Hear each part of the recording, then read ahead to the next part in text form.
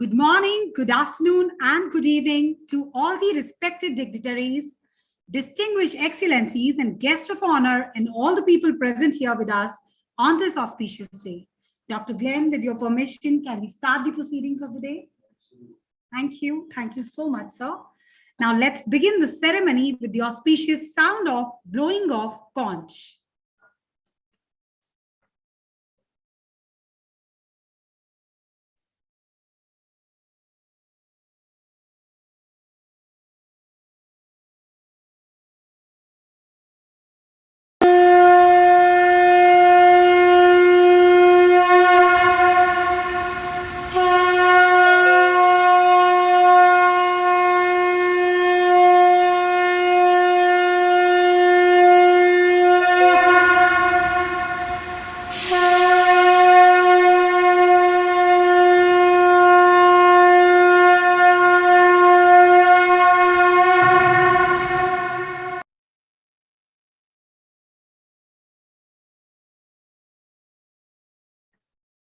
We now request everyone to please stand up in honor of National Anthem of India.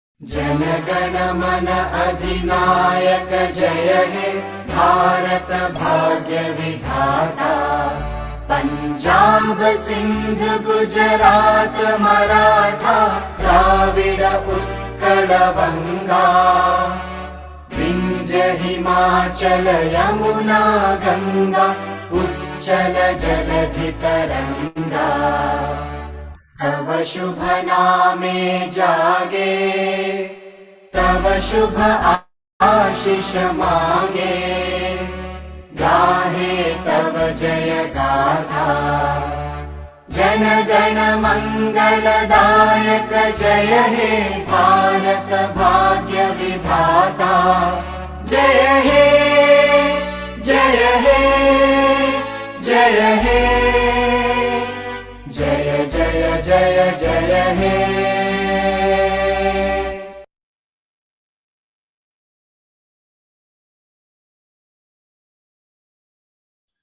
I now request everyone to please take your seats and sit down. Now let's close our eyes for the global fraternity prayer.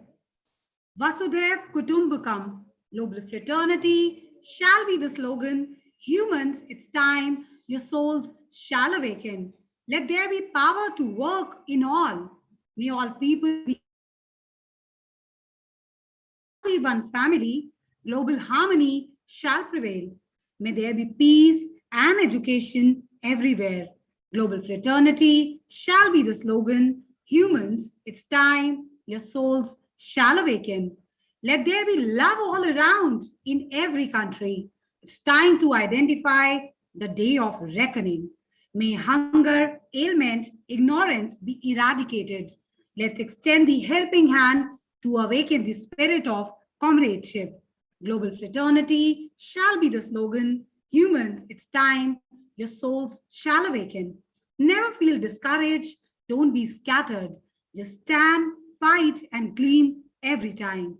The Earth Constitution shall come into force. Make it your objective, oh dear, every citizen. Global fraternity shall be the slogan. Humans, it's time your souls shall awaken. Vasudhaiv Kutumbakam. And now, global fraternity prayer, that is Vishwa Bandhut Pratna, will be recited in Hindi.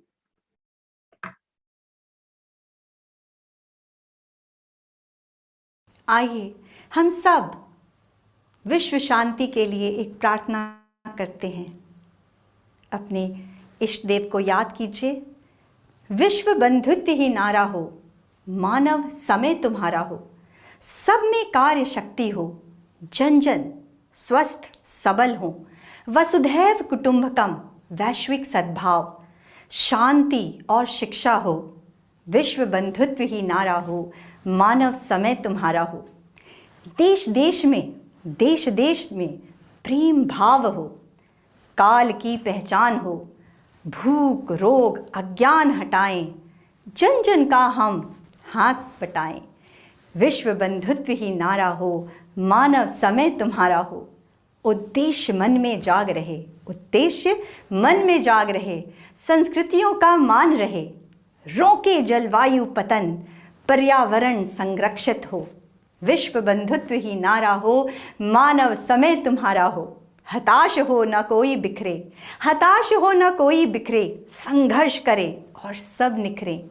पृथ्वी संविधान लागू हो, हर नागरिक का लक्ष्य हो। विश्व बंधुत्व ही नारा हो, मानव समय तुम्हारा हो। धन्यवाद।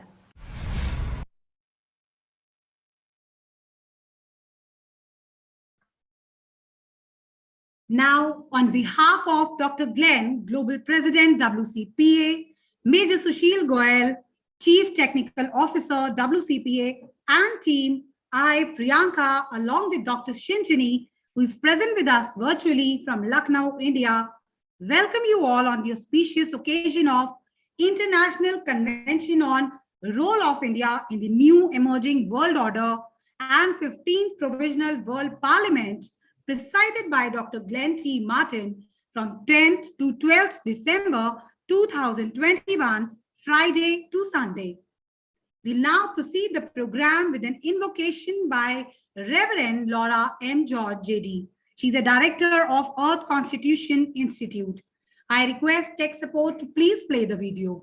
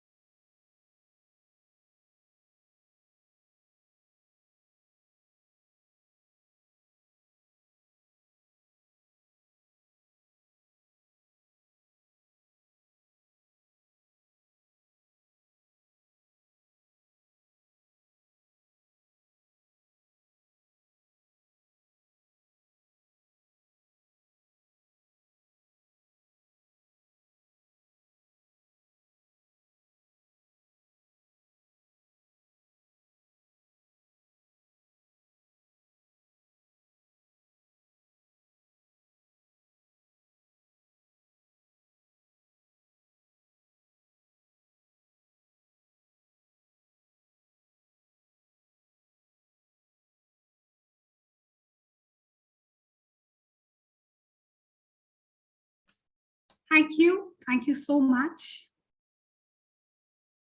Tearful goodbye to sons of soil. Our heart goes to the Indian Army for losing General Rawat, first CDS, his wife, all the officers and Jawans. A loss hardly to be written in words. Condolences to the bereaved families. May the great souls of our Mahan Saput rest in peace. To pay homage to the bereaved, we request you to observe 1 minute silence to pay our deepest condolences.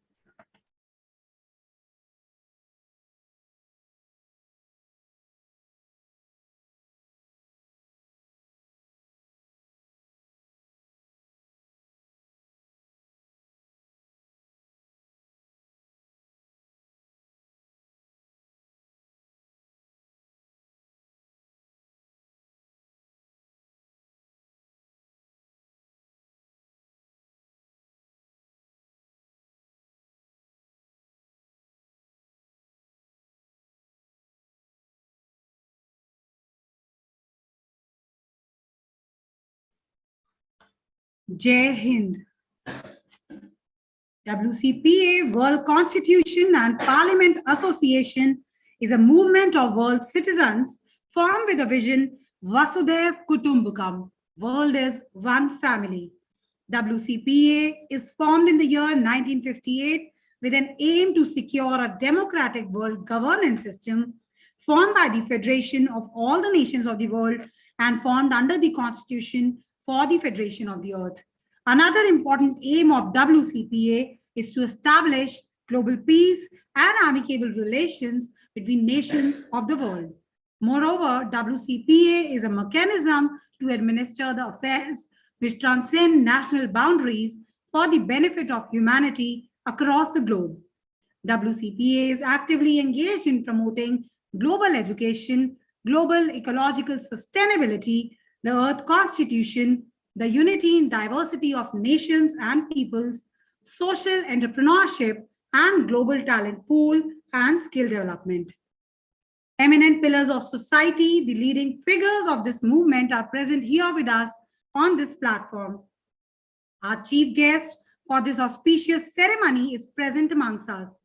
Honorable Justice K.G. Balakrishnan, former Chief Justice of India, Supreme Court, and former Chairperson of National Human Rights Commission. Honorable Mr. K. Lakshmi Narayananji, Guest of Honor, he is Honorable Minister for Public Works, Puducherry Government. Honorable Dr. Glenn T. Martin, Chair of 15th Provisional World Parliament, Director of ECI, Global President WCPA. Honorable dignitaries, delegates, observer, and all the attendees present virtually with us, we thank you all for gracing the occasion with your presence. This event was planned on hybrid mode, but due to government new COVID guidelines, we shift to only virtual mode. We sincerely apologize for the inconvenience caused to a large number of people. We'll now proceed with a welcome address by Professor P.N. Murthy. He's the Director of Earth Constitution Institute and Earth Federal Institute and Executive Member of WCPA Governing Council. He's actively engaged in promoting the Earth Constitution. I request Professor Murthy to deliver the welcome address. Good afternoon, very good afternoon, dignitaries. Dr. Glenn T. Martin, President, WCPA. Justice K.G. Balakrishnan ji, former CJI, and our patron, Lieutenant General A.K.S. Chandele ji, Guru Pawan Sinha ji, Dr. Lara George, our beloved President, WCPA India President, Colonel T.P. Tyagi ji, Dr. Eugenia Almond, Secretary General WCPA, Justice Kashefa Hussain, Justice Supreme Court, Bangladesh, Dr. Roger Cordilla, President, DWF, Mr. Rajesh Chandra, Secretary, Technical Education, UP Government, Dr. Sachin Gupta, Chancellor, Sanskriti University, all the WCPA patrons, officials, office bearers, members, well-wishers from all over the world. Indeed, it gives me immense pleasure in inviting you and welcoming you to this August global event today. This was planned almost a year ago, and the credit for this program should majorly go to two of our esteemed leaders, Colonel T.P. Tyagiji, our WCPA India President, who took the initiative and moved it vociferously, and Major Sushil Goyal, who provided all the technical and other support to make this program happen, along with the entire WCPA India team and other global teams together. So it's a momentous day today. It is also International Human Rights Day. Every year WCPA celebrates annual convention on this day, but this year, due to the efforts of the WCPA India team headed by Colonel T.P. Tyagiji, this Provisional World Parliament 15th session has become a reality. Indeed, we are proud to say that India is hosting the 8th Provisional World Parliament today. So far, 7 have happened in the past.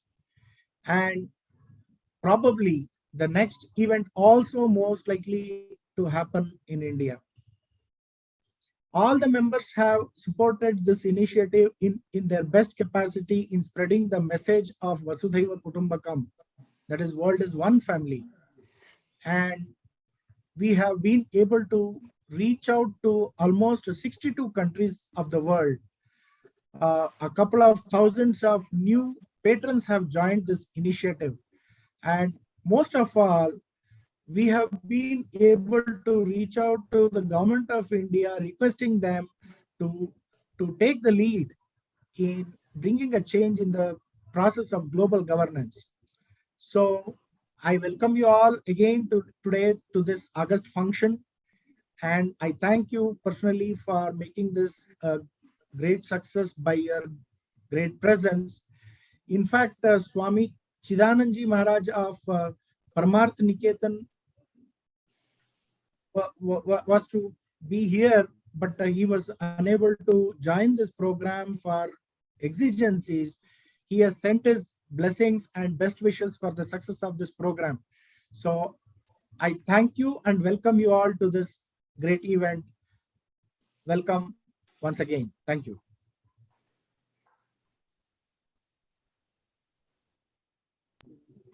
Thank you. Thank you. Thank you so much, sir. Right now.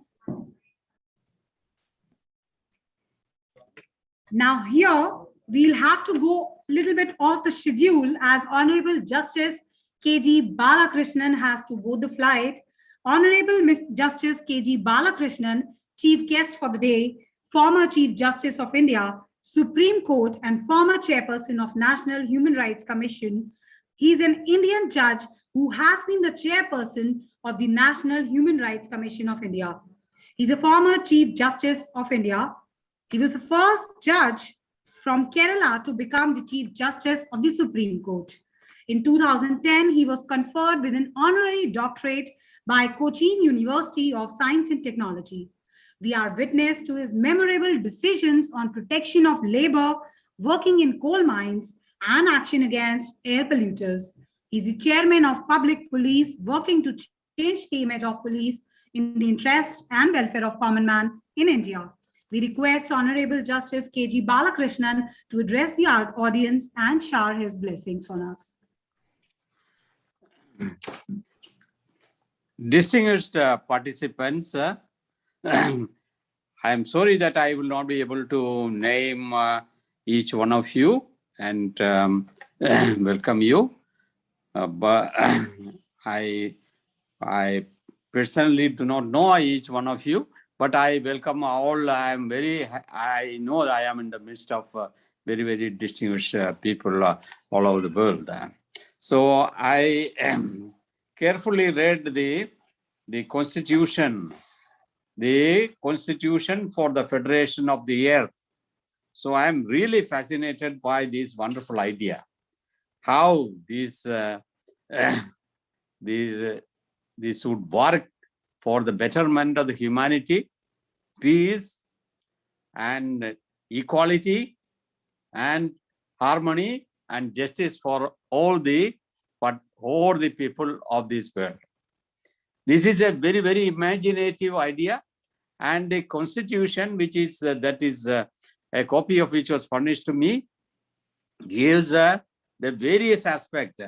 In the preamble to the Earth Constitution provides a conceptual framework for the whole of the document. It gives us the hope for the new world, which promises usher in an era of peace, prosperity, justice, and harmony. So then works out the various, the motive is to prevent war. The 20th century has seen horrendous type of weapons by using abusing the technological and scientific power achieved by the humanity. The horrendous weapons were manufactured, and it's a threat to the world peace. And prevent war, protect the universal human rights, equitable development, regulation of the world trade, protect the environment, solve all the problems which are beyond the capacity of any single individual nations. There are small nations, big nations, every country may face various problems. Small country may face small problems. Maybe poverty may be a problem. Maybe environmental problems. Natural calamity may be a problem. And the country by itself will not be able to provide a solution, to provide relief to the people of that country. Then the whole world, the other community, other people, other countries should come and join and solve the problems. That is how the world parliament, world code, this constitution should work. Protect all the universal human rights. Human rights, today being a Human Rights Day, and we must remember the Universal Declaration of Human Rights was adopted by the UN Convention, UN General Assembly on 1948, on the 10th December 48. All the participants supported, and that is the basic document on which the whole the world works for humanity. So when based on that, we are thinking it is not very easy to have a world parliament. It is not easy to have a world government. It is not difficult to have a complete unity of all the countries in this world. But we have got general problems.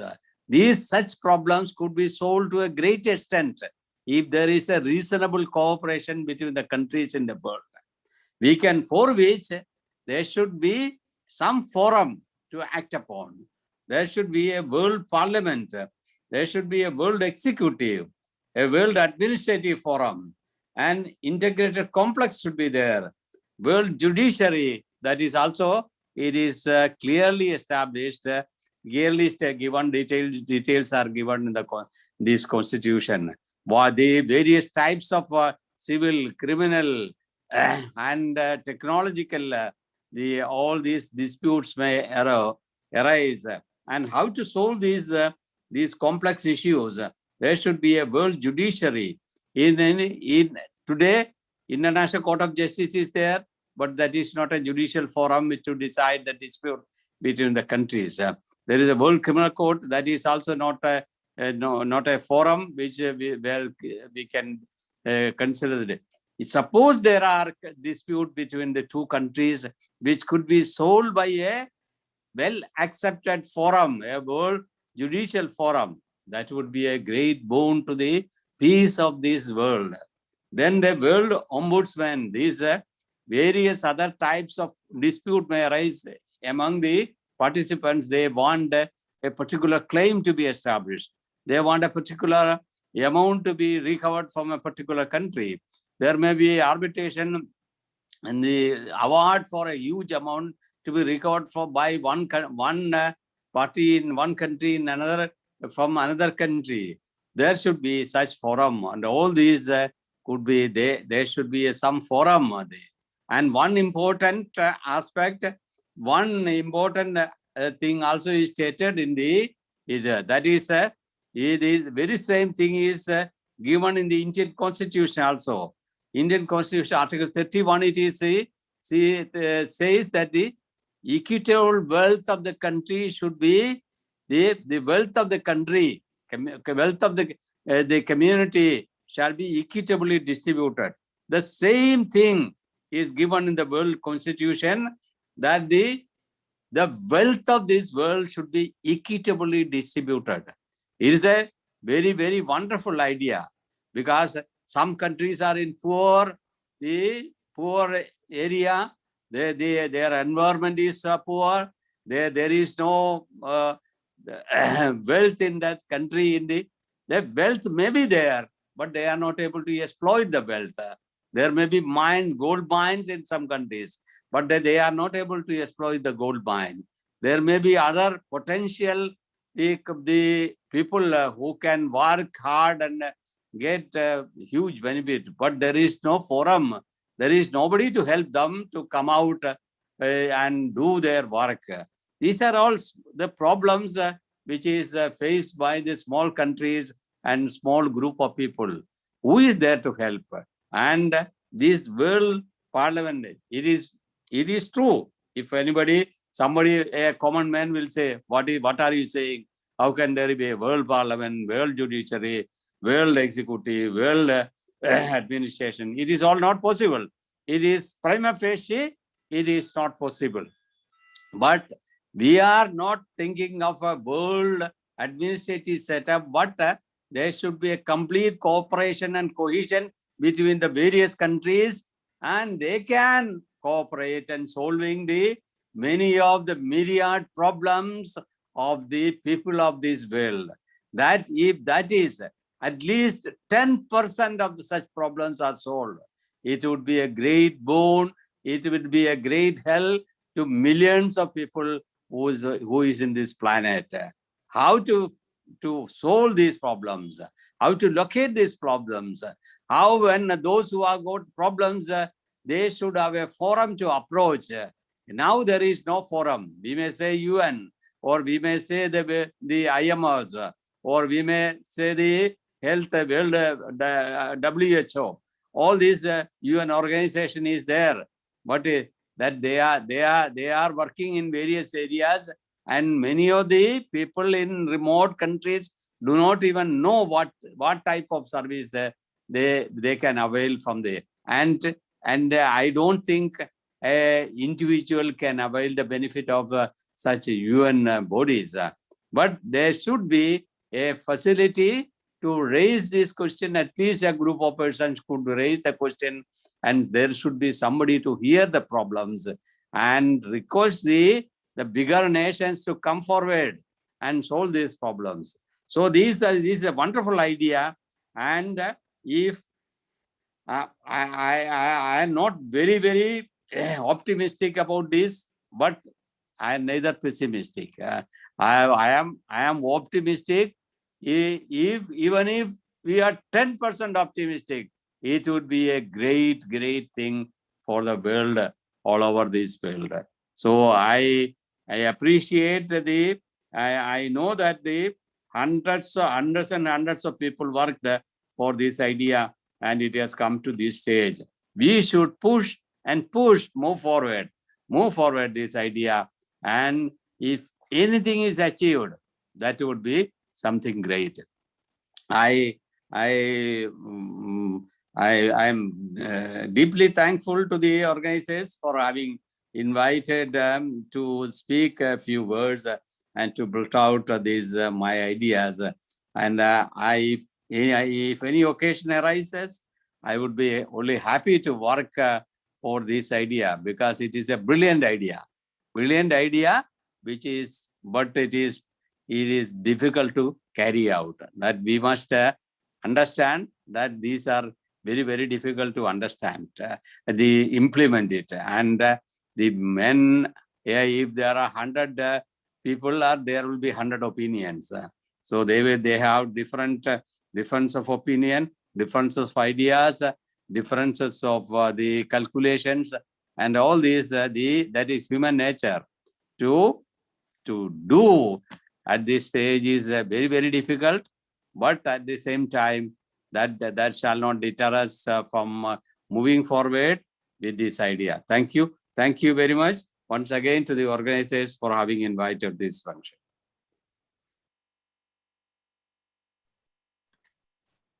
Thank you so much, sir, for such lovely words and ideas presented to us. Thank you once again. It's time now for blessings from Sri Pavan Sinha, spiritual guru. He is also present with us. We look forward to his blessings. Dr. Pavan Sinha, Guruji, is a spiritual preceptor, motivator, philosopher, writer, and an educationist. He is a scientific astrologer, professor of political science. He's also a meditation wizard. We request him to shower his noblest blessings on us. Thank you, Neelamji. On the onset of what I want to say, I first of all pay my regards to Mr. Glenn, Mr. Murthy, Colonel Tyagiji, and all my friends with whom I am sharing this virtual forum.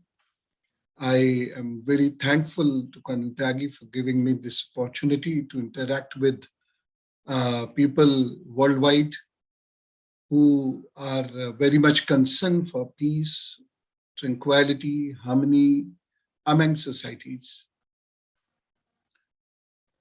I really wish a great success to the organization, because what they are working is need of the hour. See, since I have been a student of international relations also, besides practicing my spirituality, world has always showed interest in peace. Peace has always been a final goal for the world. But unfortunately, peace has never been established even for a decade. Peaceful movement for this world in last 1,000 years are very few, but moments of war are more. Everybody, I'm talking about an individual, every individual wants peace. He earns money for peace. He works for peace. He joins organizations for peace. He goes to temples and other places of worship for peace. He meditates for peace. Everything what an individual does is ultimately for the peace, but peace never comes so easily. Particularly in this world where religions are politicized, because I think, why I'm pointing out here, I think that religion is the greatest source of peace and harmony. But when religions are politicized, then it becomes very difficult for any other organization to establish the peace. One very good thing which has been initiated by the organization is that they have included religious leaders in this forum, because they are the one, if they guide the people, peace may be established. I'm also, like Honorable Justice, I'm also very positive, optimistic person. And have always asked for people to manifest peace, love. And a wonderful line which was written here in the comments, in the chat box, that every person is mine. This is what we learn in spirituality. And it is not very easy. This I'm telling you, it's very difficult. Now we are passing through a world where religion has been politicized. We are passing through the world which is fighting on COVID, not against COVID.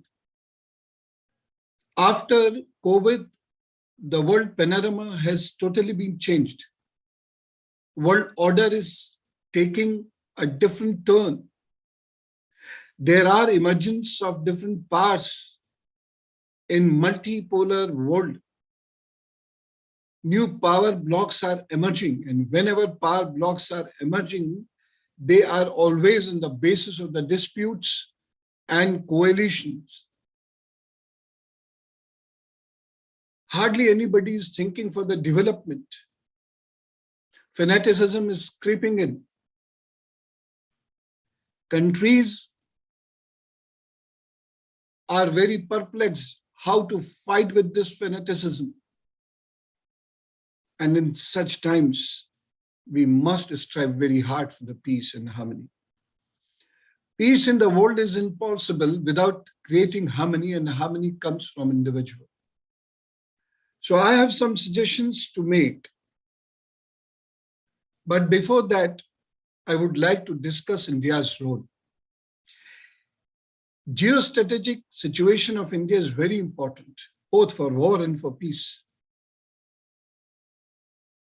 We are living in the waters. We are situated in the lands where so many countries are meeting together, and which is one of the major ways of transportation through the sea. We own Indian Ocean, which is a bed of resources. And hence, a lot of wine is there in Indian Ocean. Neighboring countries, and one of our neighbors has given pain to many countries in the world, many peoples in the world, and there is no hesitation to accept it. Because until we accept the truth, we cannot establish the truth. So we are a land of major religions. All major religions of the world are here. And if we try to establish harmony, I think there is no other land than India wherefrom we can start a campaign for harmony. We should contact so many religious leaders from center to down the line in a village. And we must invoke them, we must ask them to preach harmony through their religious texts. All religious texts are teaching good things, they are giving good moral philosophies, but they should be communicated in the same way, without hatred. All must regard all the religions.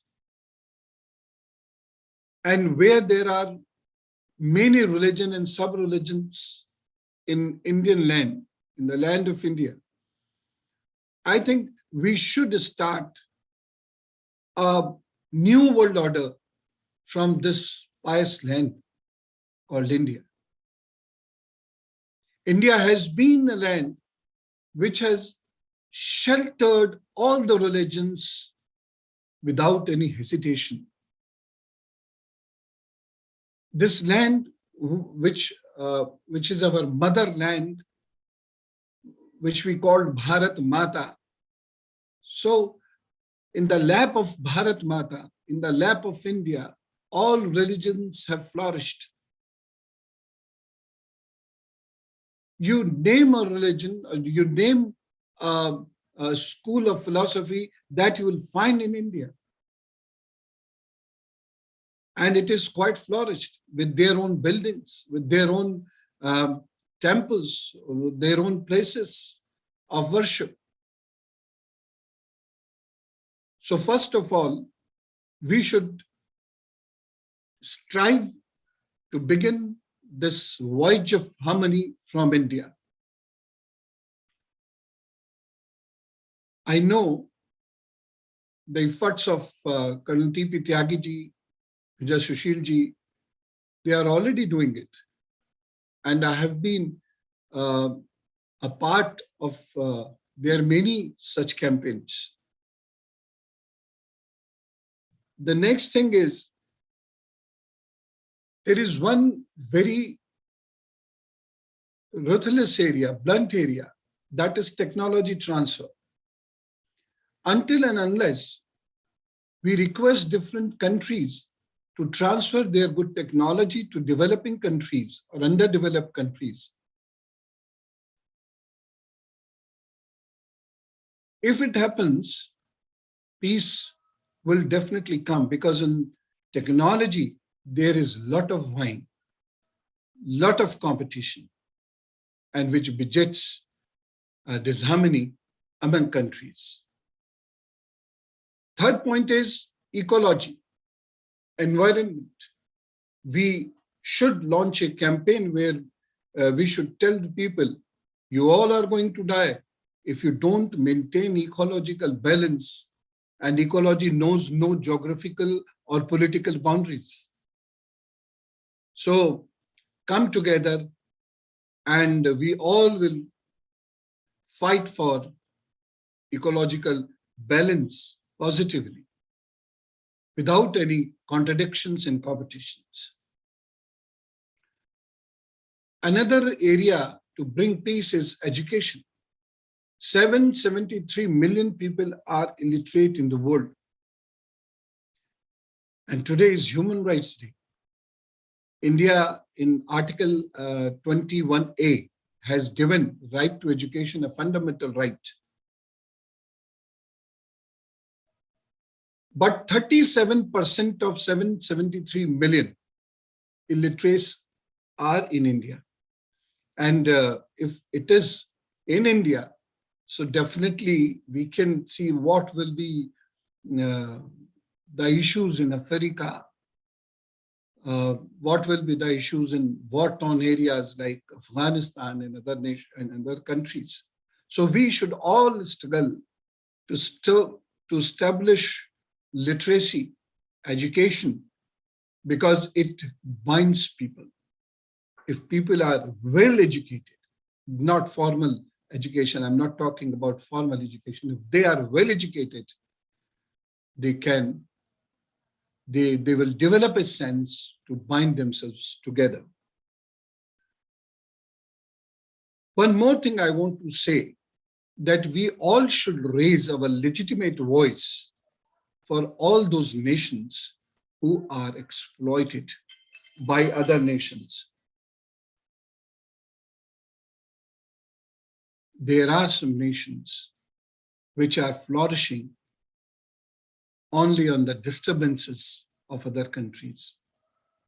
We must raise our voice very peacefully, very calmly, with harmony, in the favor of such countries who have faces the blunts of the ambitions of some countries for becoming super economic power or super political power. These are few of my suggestions.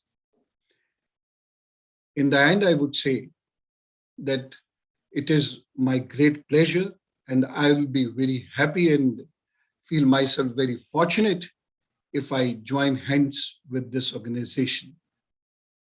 Mr. Glenn, Colonel Tyagi, they all are doing wonderful work, wonderful work.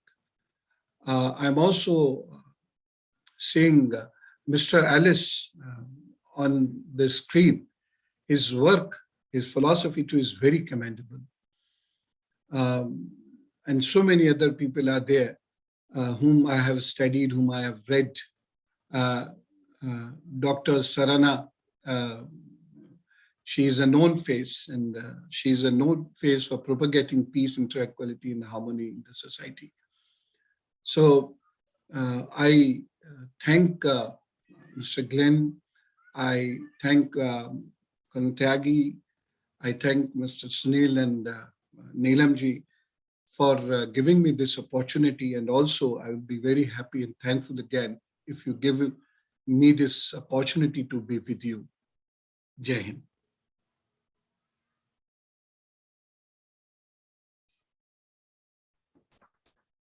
Thank you. Thank you so much, sir, for your noblest blessings and the words. Thank you, sir. We have amongst us Reverend Laura M. George, JD. She's the director of Earth Constitution Institute. She also serves as executive director of the Oracle Institute, USA. Now we request her to please share her views.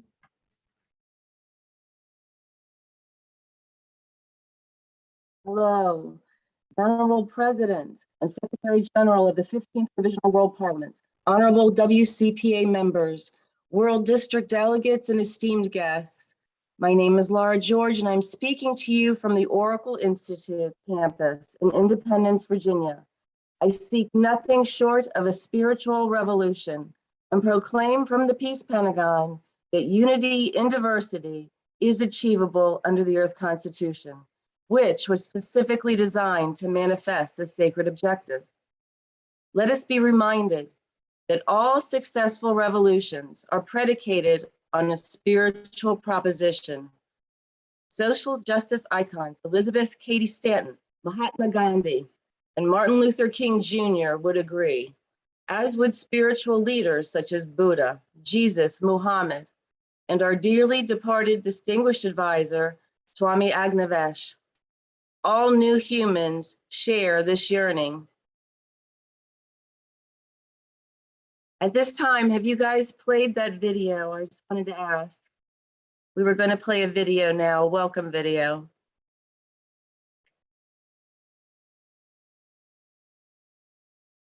Do you have it or should I continue?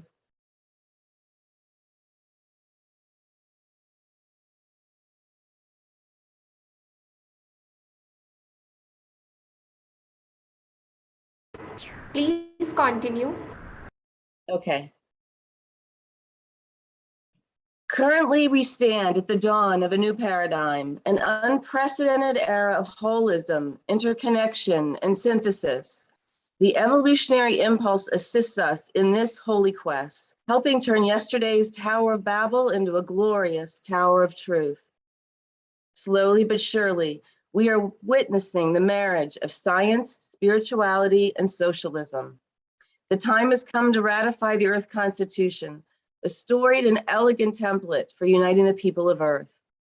What skeptics call a coincidence, initiates call a sign, and believers call a miracle. Are my words mere fantasy? Don't we face unprecedented challenges that might topple our Tower of Truth and end the human experiment?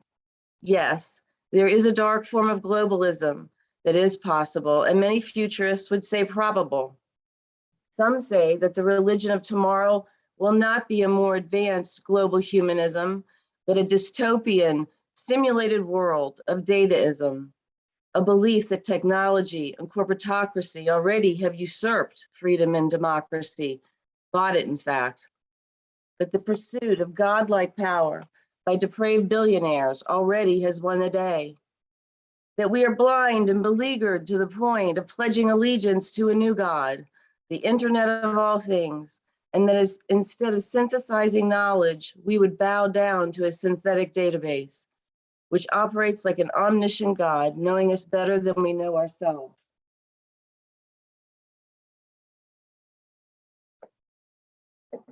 I reject this suicidal view of globalization, though I comprehend its seductive power. Like any cult, dataism promises unrestricted access to all information, similar to the biblical tree of knowledge, and it tempts us to seek transhuman and even post-human immortality from a mythical tree of everlasting life.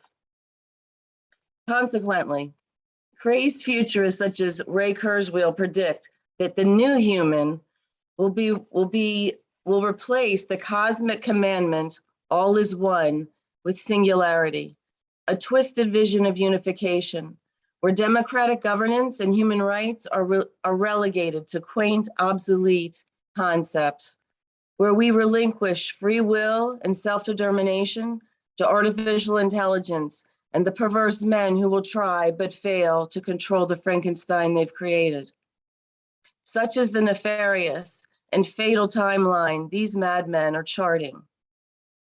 Yes, futurists on Team Dark are drug dealers who push data addiction and virtual reality, while futurists on Team Light, such as Ervin Laszlo, decode our organic connection to the very fabric of the universe, what scientists call the unified field, what Teilhard de Chardin named the noosphere, and what the great mystics identify as the Akashic field. I believe the evolutionary impulse favors Team Light, of which everyone here at the Parliament is a member. The God game, as I like to call it, contains all possibilities within a limitless spectrum of polarity and duality. God may seem detached, as in the deism of the great clockmaker, who stays neutral and uninvolved, but the creator is far from impartial, clearly seeding life and selecting evolution over extinction. It is true that the God game encompasses an inherent life-death life cycle, yet it also contains a default mode and a preference for creation over destruction, for complexity over chaos, and for truth, love, and light over ignorance, hatred, and evil.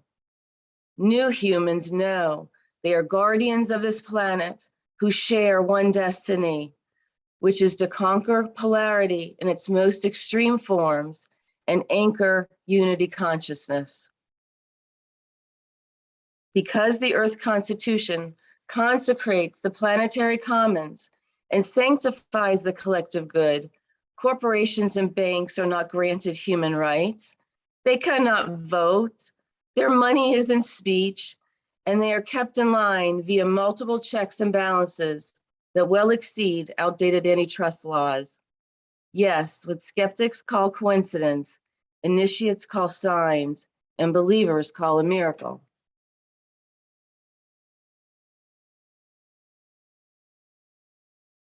And to my sisters and our daughters, I say, this planet will embrace the law of gender, a universal precept that decrees parity and proper balance.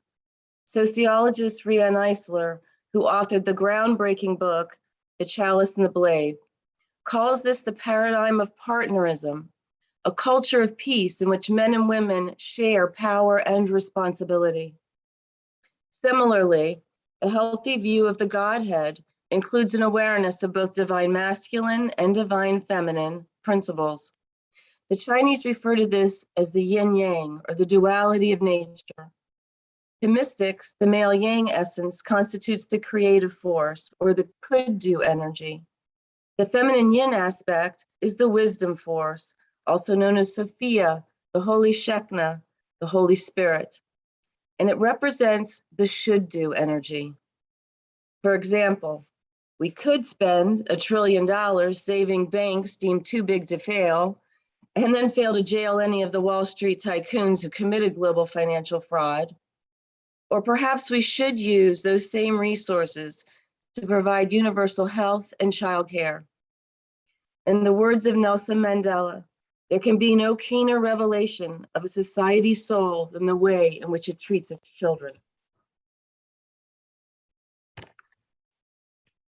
By failing to balance what we could do and what we should do, masculine energy has run amok since the industrial age, to our great peril and impoverishment. Capitalism is a zero-sum game with winners and losers, and trickle-down Reaganomics is a farce. The result is the greatest theft of wealth in human history. However, the Oracle Institute's trickle-down deity theory is factual and naturally flows from our collective concept of the Godhead. If we view God as a guy in the sky or the internet of all things, we will never eradicate misogyny, racism, poverty, and the other inequities that stem from patriarchy.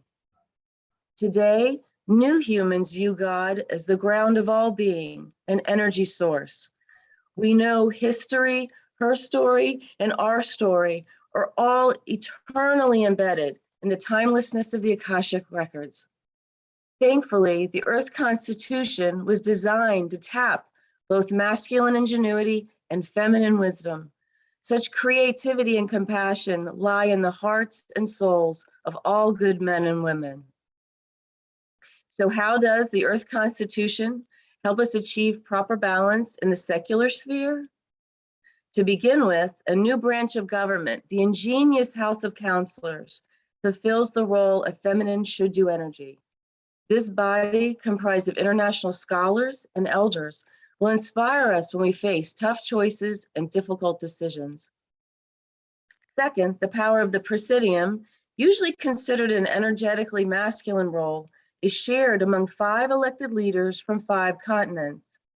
This executive branch design limits the dark side of masculine energy, what Friedrich Nietzsche recklessly glorified as the will to power, and which can lead to autocracy, fascism, and ultimately nihilism. Third, presidential powers are limited by the House of the People and House of Nations, with sole authority to pass law. Gone are the impulsive and misguided executive orders emanating from the mind of one man. Gone are these sorts of irrational movements that are not checked. Instead, principles of systems design and sociocracy form the bedrock of the Earth Constitution. As a result, global democracy is born from the marriage of masculine and feminine ideals. Justice is achieved because we have the framework to govern both creatively and wisely. Synergy and holism are realized because new humans recognize that individual freedom and the collective good are interdependent and mutually assured. In this way, the evolutionary impulse and the Earth Constitution produce miraculous results. Contemporary revelations of love supplant ancient prophecies of Armageddon. Cooperation eclipses competition. Authentic partnerism subdues patriarchal privilege. World citizenship overtakes national allegiance, and oneness transcends singularity. Ultimately, it is revealed for posterity that the God game is not a zero-sum game, because a federated planet under the Earth Constitution yields win-win solutions that are greater than the sum of its parts. We achieve unity and diversity, and we are one step closer to utopia. What skeptics call a coincidence, initiates call a sign, and believers call a miracle. Om Jai.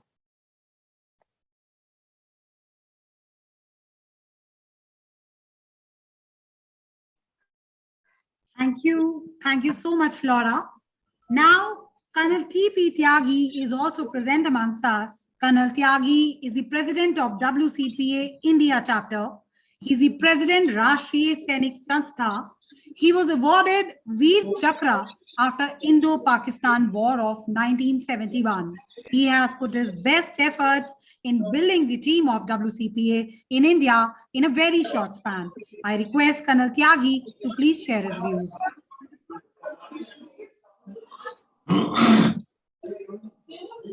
At the total start, I wish to confirm and convey my thanks and gratitude to Dr. Glenn T. Martin, Phyllis Turk, Eugenia Elman, Laura George J.D., Roger Cotilla, Richard Sharp, Kaifa Hussain, and many other dignitaries who are here. This is in addition to 2 particular people who have blessed us very recently. One is the former Chief Justice of India and also the Chairman of National Human Rights Commission, Justice Balakrishnan, and a stalwart, a wizard whose name everyone in the country knows is Dr. Pawan Sinha, whom we call a reincarnation of Swami Vivekananda. But the first name, Dr. Glenn T. Martin, I wish to bring it out particularly. It was his inspiration, it was his desire, it was his initiative, it was his momentum which kept us working. Us means me, more than me, Dr. Professor P.N. Murthy. P.N. Murthy happens to be the director of Earth Constitution Institute. He is the director of Earth Federation Institute. He is also a management trustee. He is in the governing council of World Constitution and Parliament Association. He is a chartered accountant and a magnificent personality. He doesn't have no in his treasure. He always says yes, a man with very big positive attitude. Another is Major Sushil Goyal. It is difficult to find a person parallel to him. He is the director of PCTI. He is the chief of information technology of WCPA. He is a person who always dreams new things. His mind is very fertile. He thinks ahead. He is a visionary. He takes big decisions, and he also happens to be the vice president of the India chapter. Today's conference has been exclusively and specifically conceptualized, designed, and implemented by Major Sushil Goyal. There are far too many things about him, but I have to come back to my point.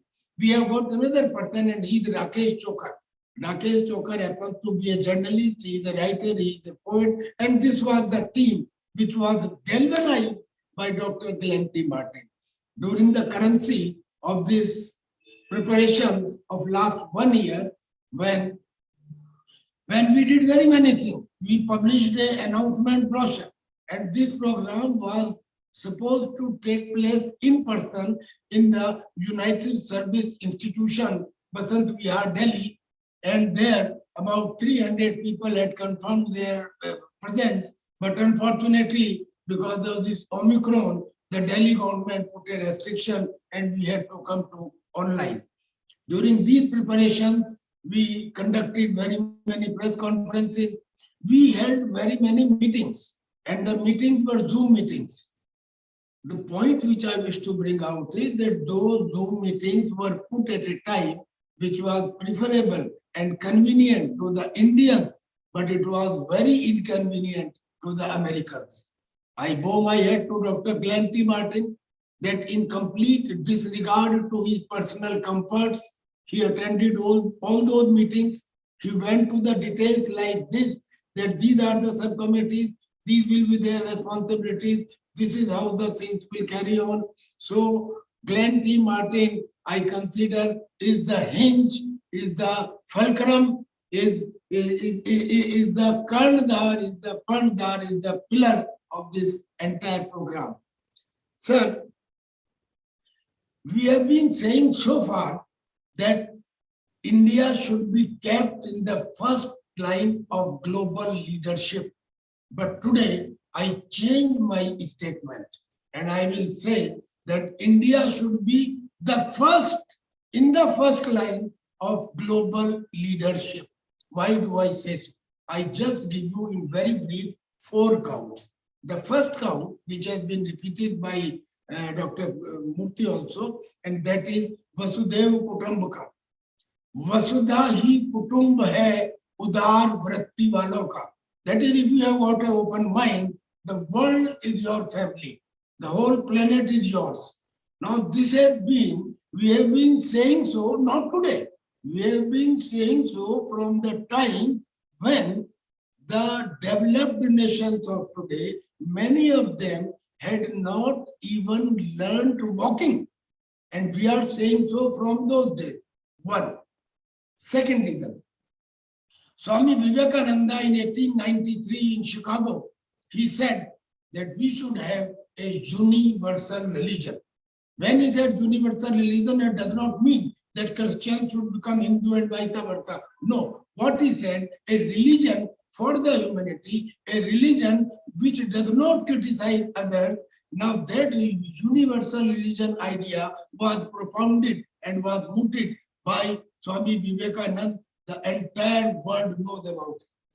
Third thing, very recently in this pandemic, remember when there was a need, the hydroxychloroquine medicine was sent by us to America, in spite of the fact that we had limited quantity of it at the cost of our own people. And then when we developed vaccination, the vaccination, even at the cost and welfare of the Indians, they were distributed to very many other countries. Now this shows that India has a concern for others. And one more point, and that is the most important point, that so far we have told you the things which are known by almost everyone. Today I am bringing out a new fact, and that fact is Section 51 of the Constitution of India. Constitution of India has got preamble, it has got the fundamental rights, it has got the directive principles. One of the directive principles is Section 51, and which says three particular things which I read out to you. Promote international peace and security. Promote international peace and security. Maintain just and honorable relations between nations. Foster respect for international law. Encourage settlement of international disputes by arbitration. This we had said in our constitution. When this constitution was framed and when these things were finalized, there was a constituent assembly. And in the constituent assembly, different people discussed at length. One of them said that tolerance, looking after the guest is God, pardon, love, affection, universal brotherhood, humanity, these are the parts of the Indian culture. Then why should we worry more about our own country? We should first include in our constitution that we work for the entire humanity. Another member of the Constituent Assembly said that no, we have recently got our freedom. We should more concerned about our country, and we should make just a vague statement that we should have respect for the international law. Another person said, and all these things are on internet, it can be checked. I am an army officer, I will not say a word which cannot be substantiated. The third one said, he said that in future, at some point of time, world government will be formed. And another person, he said, another member, he said that we should sacrifice part of our sovereignty for world government. Now, these are the things which are covered in Article 51 of the Constitution of India. Now, friend, after this, now I come to the today's situation. Today, we are a global village because of information technology, because of space cooperation, because of unprecedented development of the communications by sea, by land, by air, because of the social media, because of the contact, because of the development, a situation has come that the entire world has become a global village. But once, if it is a global village, then there should be one law for the village. Why should there be different laws in different nations? There should be an international law, but it has not happened. Question arises that how to justify that the international law, which is today there, is it just? Is it okay? Is it acceptable? Now the question comes. Whatever we are talking, that today it is a global village, it was not so before United Nations Organization was formed. At that time, the world was not a global village. It is today a global village. So we expected that from UNO, things will become better because it was established for the purposes of peace and security and international amicability, really good relations between the nations, and doing but the law established by them, firstly, it was not just. Secondly, UNO itself was not constituted by a proper executive body. So far, so good. But even after UNO has been formed, the situation today is that every 30th man on this planet has been killed by the criminality of nations. Today, before UNO, there was only one country, that is USA, which had an atom bomb. Today, there are more than 30 countries having more than about 4 lakh nuclear weapons. There are 25 countries which have stockpiles of biological weapons which are of mass destruction. So it means that UNO has failed. UNO, the international law established by UNO, cannot be accepted. Otherwise, we would have accepted. Otherwise, India would have shared a part of its sovereignty to the UNO. But because it failed, not only on one count, in hundreds of counts, in its peacekeeping force has been found wanting. It could not stop the wars, it could not stop the civil wars, it could not stop the pandemic, also very, very many things. Now, that has not happened, but again, India came in between. Now, another important thing, my dear friends, dignitaries, I bow my head to you and wish to tell you that in 1999, in 1999, a few students of the Center of Medical Science in Lucknow, they obtained the signatures of 1 lakh people, and they made an appeal on behalf of the children of the earth. And what was the appeal? The appeal was that there should be a world government. It was done by India. And this appeal was sent to the then Secretary General of United Nations Organization, Kofi Annan.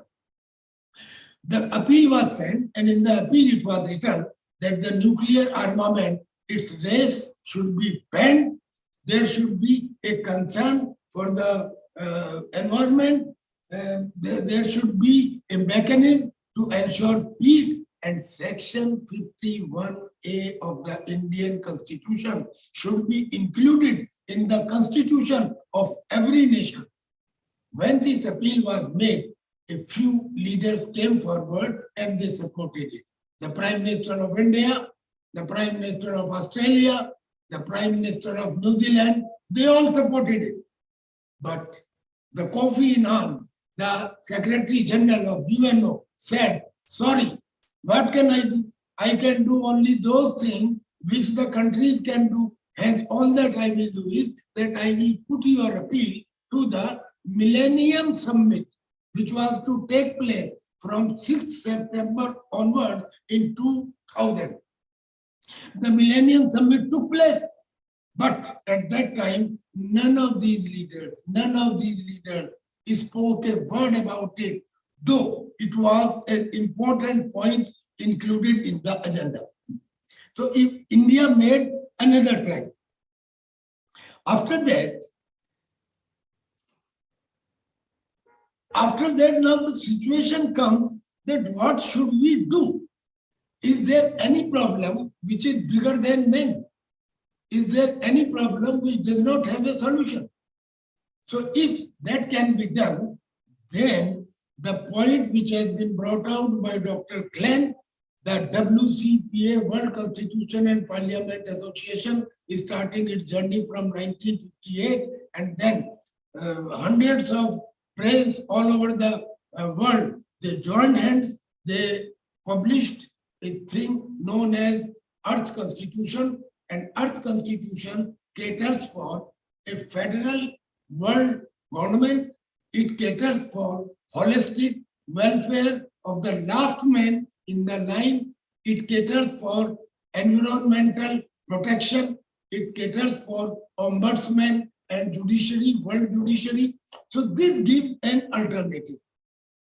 We have gone through it.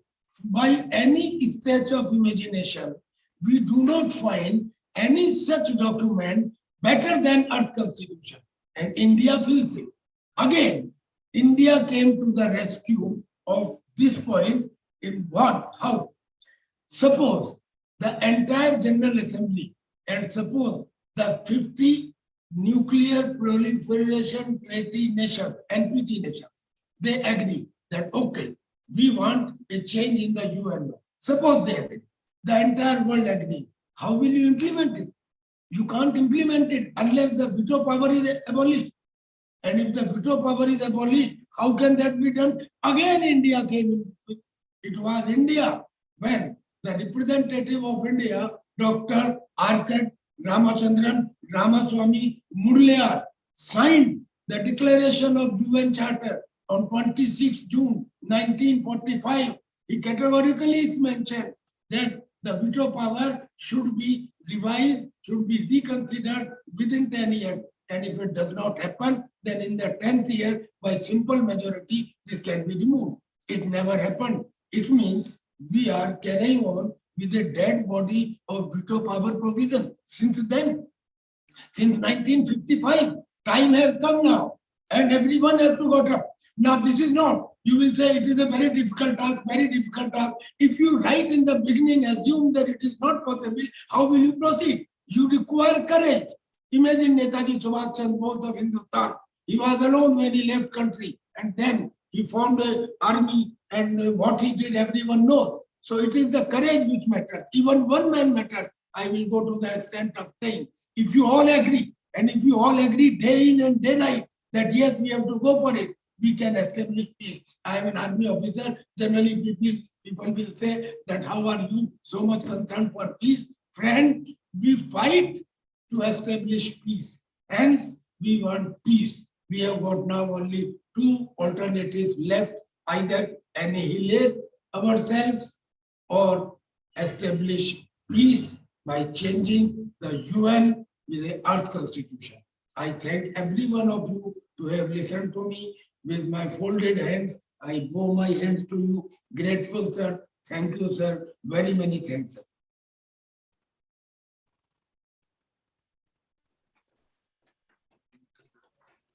Thank you. Thank you so much, Colonel T.P. Tyagi, for such kind words.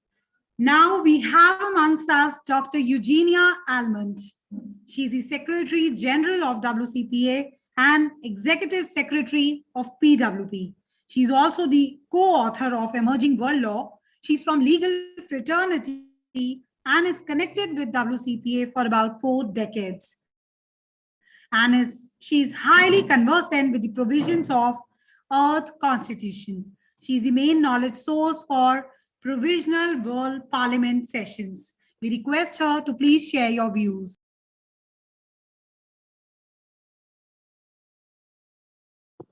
Thank you. Thank you, everyone, for participating, for coming to this 15th session of the Provisional World Parliament. I'm feeling a lot of exhilaration, even being here in Atlanta, Georgia. And this is, I'm excited. What we're doing with the Provisional World Parliament is in conformance with the Constitution for the Federation of Earth, in conformance with the Earth Constitution, we are creating provisional world government. That is a provisional, non-military, federal, constitutional, parliamentary world Commonwealth Republic. So we're governing ourselves. I don't know if the word in Hindi, namaskar, in Hindi, if it would mean anything to say something like Priti Swaraj or Jagat Swaraj. This is what we're doing. the Constitution, the Earth Constitution, has specific provisions for decentralizing of the administration. And in this session of the Provisional World Parliament, in this 15th session of the Provisional World Parliament, we have a comprehensive program outlined for that very decentralization process that brings all people into a capacity to participate in what we're doing. So I'm really excited. I think that it is actually, although we did not want to be limited to a virtual session of Provisional World Parliament, it makes it's still strong and makes sense. Our intention is to govern ourselves as human beings, to end racism, to end discrimination on all counts, social status, nationality, language, gender. We want human beings to be free right around the world. This is urgent that we find and build freedom from a beginning. And this is what Provisional World Parliament and what Provisional Earth Federation is doing. We are starting in a state of a social contract of freedom, of absolute freedom for human beings right around the world. We're urging for people to consider this contract, which is the Earth Constitution. We're urging people to understand how the world legislation of the Provisional World Parliament is creating the details, the comprehensive details that can't be in a constitution. We say that any literate person around the world, a constitution should be brief enough so that any literate person will be able to read it and inform themselves. And we have done that with the Constitution over the World Constituent Assemblies, and the further details, because it has to be highly comprehensive, is being filled in by the deliberations and adoptions of world legislation by the Provisional World Parliament. Now, I'm going to ask, what do we mean by provisional? Does provisional mean that we're simply having an idea about World Parliament? Does provisional mean that we're just simply providing a model of what people might do, of what some delegates in the United Nations or some Assembly of States parties might do? No, that's not what we're doing. Rather, we are pretending to self-govern at a world level, and we are intending to self-govern at a world level. And we have the Earth Constitution, which, although it may not be perfect or is not perfect, it is close enough for providing strength for humane, sensible, practical self-government, Earth Federation, World Federation, a World Commonwealth Republic in which all people can participate. And this session, we have legislation for World District Template. We have legislation for women's rights. We have legislation for actualization protocol. We have from Peru, Justice David Quispe has provided a philosophical grounding for legal process called civil forfeiture. And this is just a detail. I'm very happy with this. Now, it's important for us to understand that the legislation of the Provisional World Parliament and the Earth Constitution has already provided for civil forfeiture in certain circumstances, but this legislation of Justice Quispe, it creates a grounding, a very strong grounding, explaining how and why it is reasonable and just and legitimate to implement civil forfeiture, which means if you break a law that you might lose, you will lose property behind it if you're if you are convicted of committing certain crimes. And forgive me, I'm not a judge. I'm not even an attorney. I'm a jurist, meaning that I've read the law. And in the case of the world legislation, I am very thankful for Justice Quispe for contributing with this particular piece. I'd like to thank everyone again, all participants in the Provisional World Parliament. We're looking at a very excellent legislative session. We're going to need to be meeting more frequently because this is the most world legislation that has ever been submitted, and by the most number of participants, of drafters, people drafting world legislation. I want to thank every drafter, every person that participated in writing the drafts, the proposed bills for this session. I think it was 23 bills, different bills that were that have been submitted over the months, and we're going to be we plan to be creating commissions this session with this continuation steering committee, and with the commissions that are identified in Article 19 of the Earth Constitution, plus a number of other subcommissions, so that we continue on in strength after the session of Parliament, and we build forward toward the 16th session of the World Parliament, which hopefully will be within 1 year. And thank you very much. I can take questions.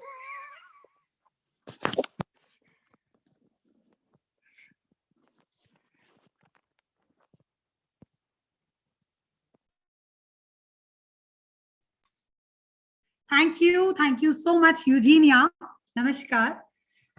Okay, now I hand over the floor to Dr. Shinjini from Lucknow. I request her to please take on the floor from now. Thanks, Priyanka.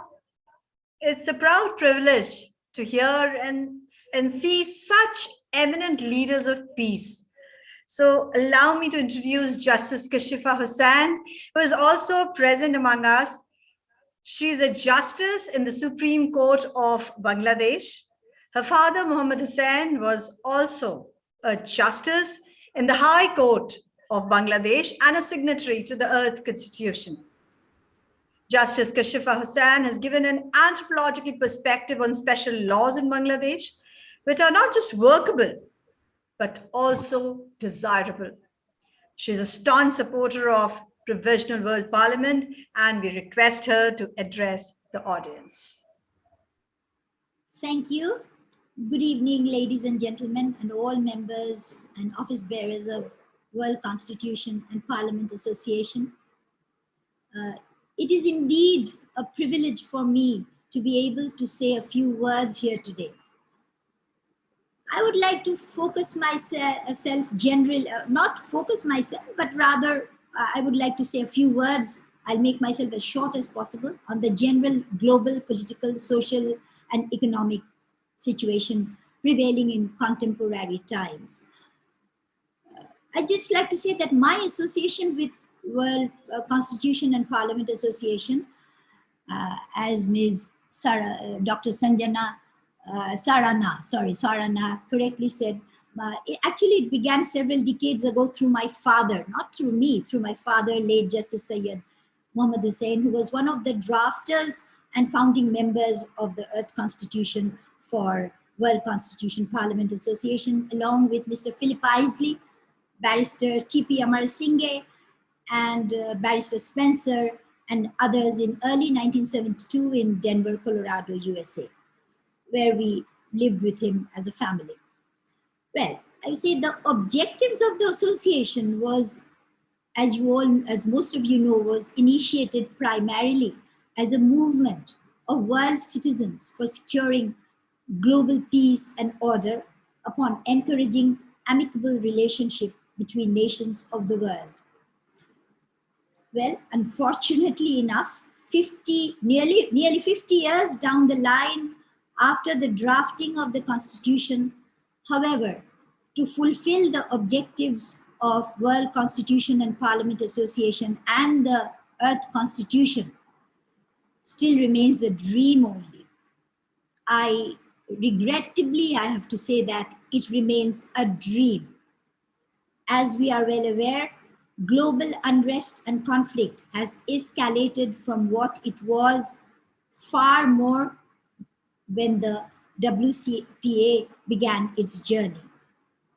Whatever the manner by which we may redefine the objectives of the Earth Constitution, the primary aim is to ensure basic equality and harmony, parity among fellow humans all over the world, irrespective of their religion, race, caste, creed, and sex. Without a balance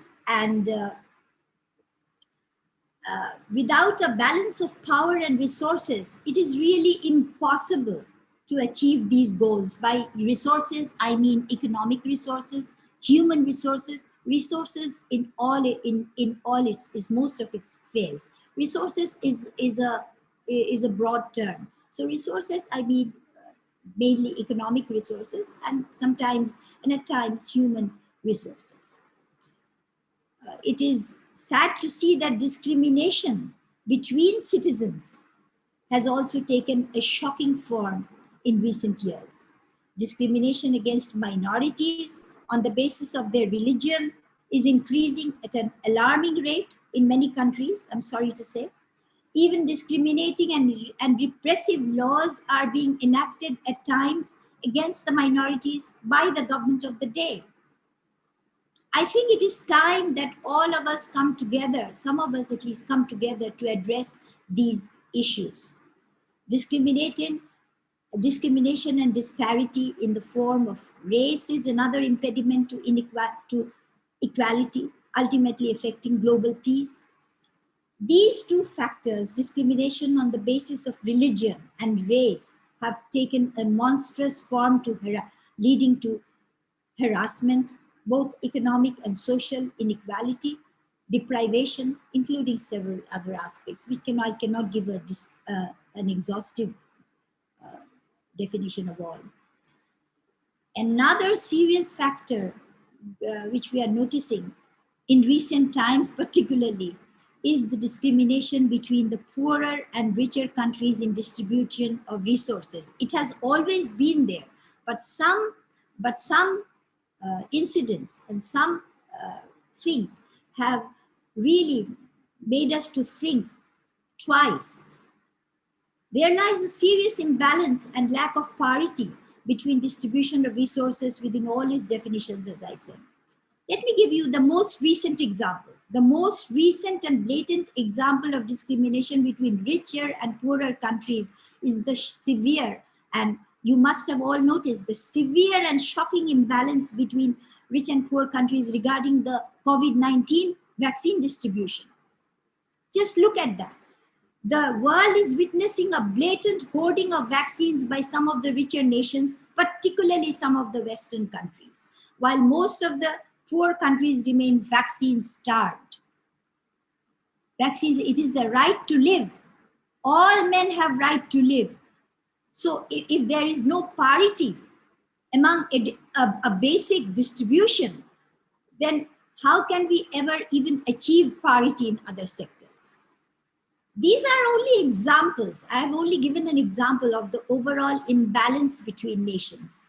Such serious imbalance in almost every sphere can hardly rescue the world from the vagaries of inequality and can far from ensure global peace and harmony.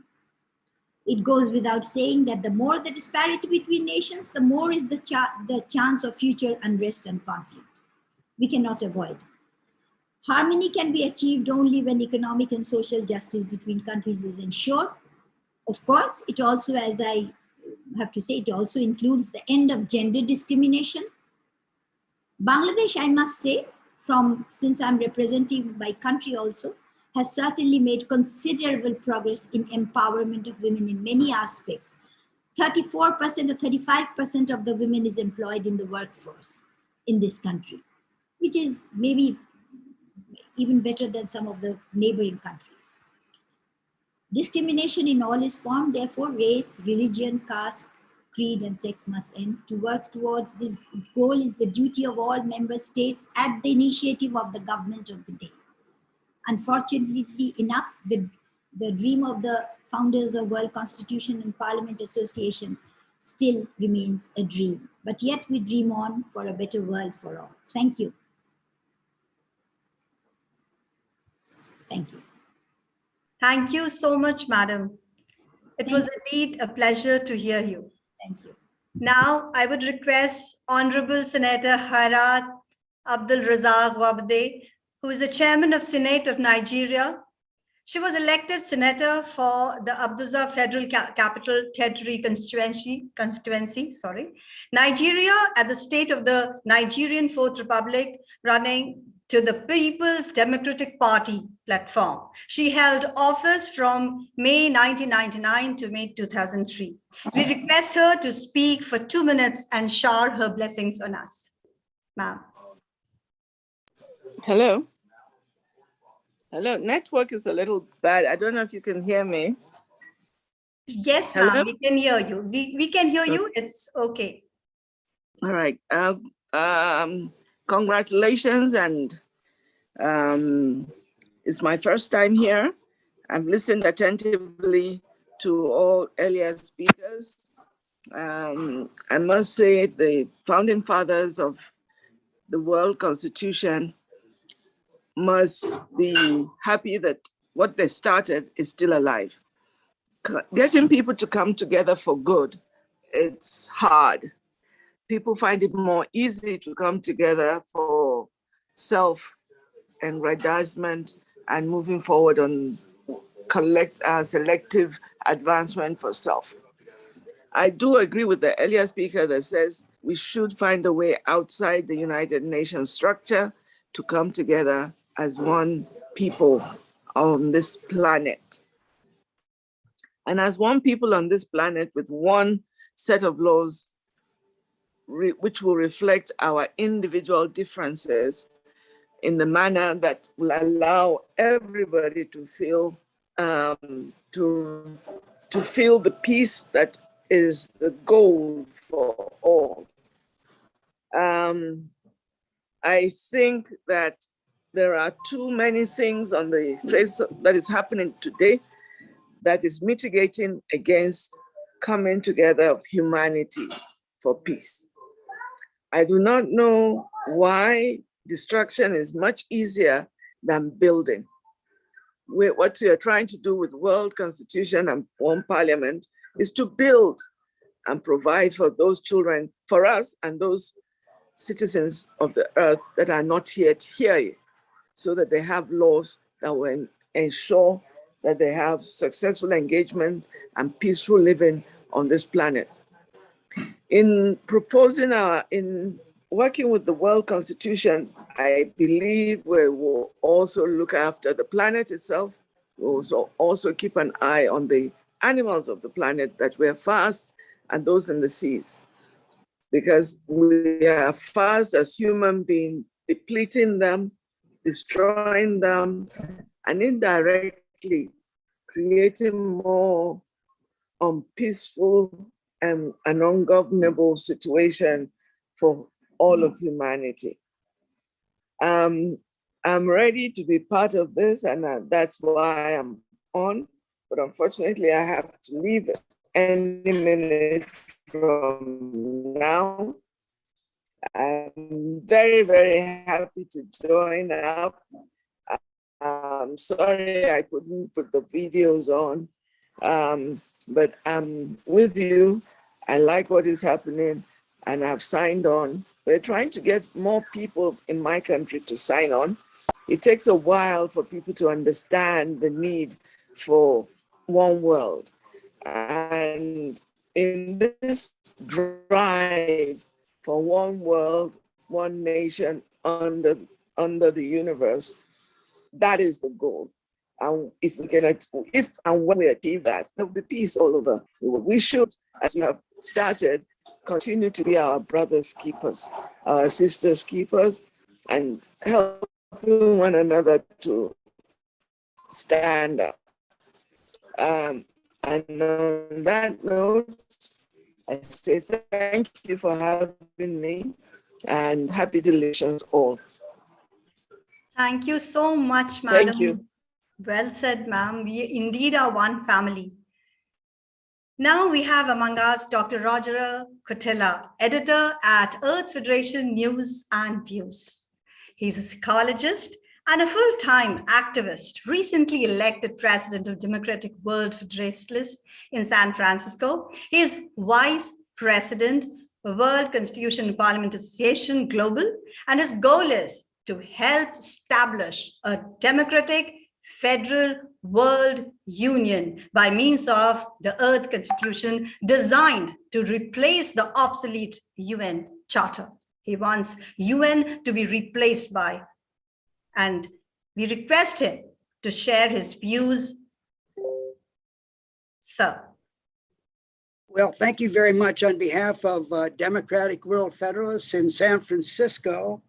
We're honored to be able to be here and share our ideas and support the Provisional World Parliament and the Earth Constitution. I want to make a specific thanks to WCPA India, major goal in this marvelous technical stuff you guys are doing. Colonel Tyagi, your passion. We're going to need it. And of course, Dr. Martin and Professor Murthy. He and I have ongoing conversations, and the conversation goes something like this: how in the hell are we going to save the world? And I think the big picture of this is that's what we're really talking about here, is saving the world. We all know the global crises. Of course, the biggest one is the possibility of nuclear war. Right now, we're looking at possible war in Ukraine. The US is messing with China, so we could end up in a fight there, and it goes on and on. And then we have climate change, perpetual wars, and then grinding poverty. And that's another way to die, is just to be poor. Now, Democratic World Federalists is we're an activist think tank. We work closely with WCPA India, the Earth Constitution Institute, and the Center for UN Constitutional Research out of Brussels. Our theme line and our strategy to save the world is what we call the San Francisco Promise. Now, San Francisco is known for some great music in the 60s. We helped stop the Vietnam War, which was based, by the way, on lies. And but anyway, in 1945, when they signed that UN Charter, also legally they agreed, they made the promise that they would review the UN Charter. And my contention and our contention is that the UN Charter is a big part of the problem. Not the United Nations. They do a lot of good things, but they're frustrated. Their hands are tied. They're trying to solve these global problems as if their hands are tied behind their back. They're trying to do it with one hand. And the reason is the charter's wrong.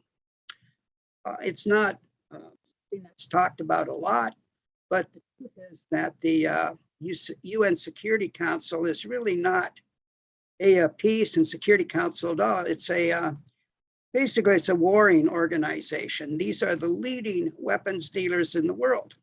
So we're asking these guys to give us peace when all they give us is more wars. All right, what do we do about it? Well, let's talk about strategies. The nation's idea of strategies is more military. Right now, here in America, I'm ashamed and sorry to say that we have instigated a nuclear arms race. About 43 miles from where I live here, the Livermore Lab is, as we speak, working on nuclear technology, nuclear missiles for first strike, and for use of nuclear weapons in conventional warfare. So watch out, India. If let's say we manage to get in a fight over Taiwan and start a little war over Taiwan, India could get dragged in. And when the nukes come out, the radiation, believe me, won't miss India. Strategies. The governments are wrong in its militarism as a way for world peace. It's got to be stopped. And the question is, well, how do we do it? We contend that it starts with the UN Charter, that we know the defects, and the Earth Constitution. The brilliance of the Earth Constitution is it corrects most of these defects in the Charter. So where does that take us? It takes us to the UN General Assembly. Now, in these meetings we're having right now here in India, and thank you, India, for sponsoring this. I think India is going to have to help lead us out of the darkness. Out of this, we need the nations. There should be nations here, liaison from the top level. We've written Russia, Moscow. We've written Modi in India.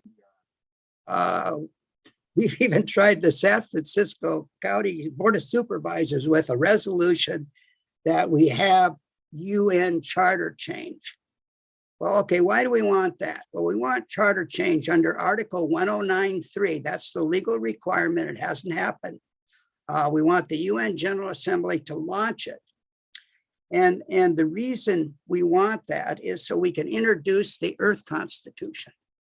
And okay, so what we're saying is let's let the UN General Assembly compare the Earth Constitution to the current UN Charter. Now, when we do that, and whenever I listen to anybody's strategy of how they intend to save the world, I don't care if they're peace activists, anti-nuke activists who've got this prohibition against nuclear weapons, this law at the UN that says you can't have nuclear weapons, which the big boys are ignoring. I always ask myself, okay, well, your strategy that you're suggesting, will your strategy end war? Because you have to end war to get rid of the nukes, because as long as wars are allowed, psychologically, every nation is trapped. They get paranoid about, oh, the other nation's going to have a military advantage. And so therefore, we have to have bigger nukes. I'm not going to go in today about the psychological reasons why we need a global system change, but it's urgent, it's real. It's part of what I like about Dr. Martin's book, where the Earth Constitution, he says, is the solution. I agree. The model we use is when the US formed, the 13 colonies started to go to war with each other. The Articles of Confederation didn't work, so they did the federal UN Constitution. And that's what we're saying has to happen with the UN, that we have to replace the UN Charter with the Earth Constitution. Now, I hope that what happens in these meetings, I'm not ready to stop, is that some of you here listening to this, and I know a lot of you have a lot to say, will go to your governments, Bangladesh, good to see you here.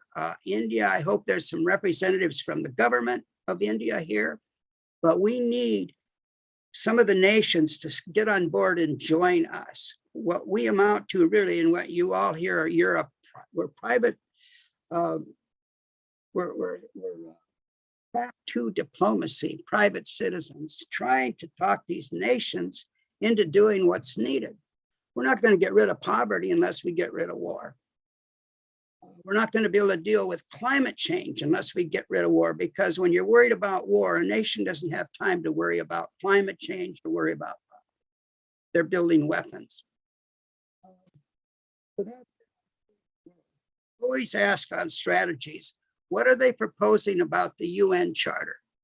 If a peace group, anti-war group,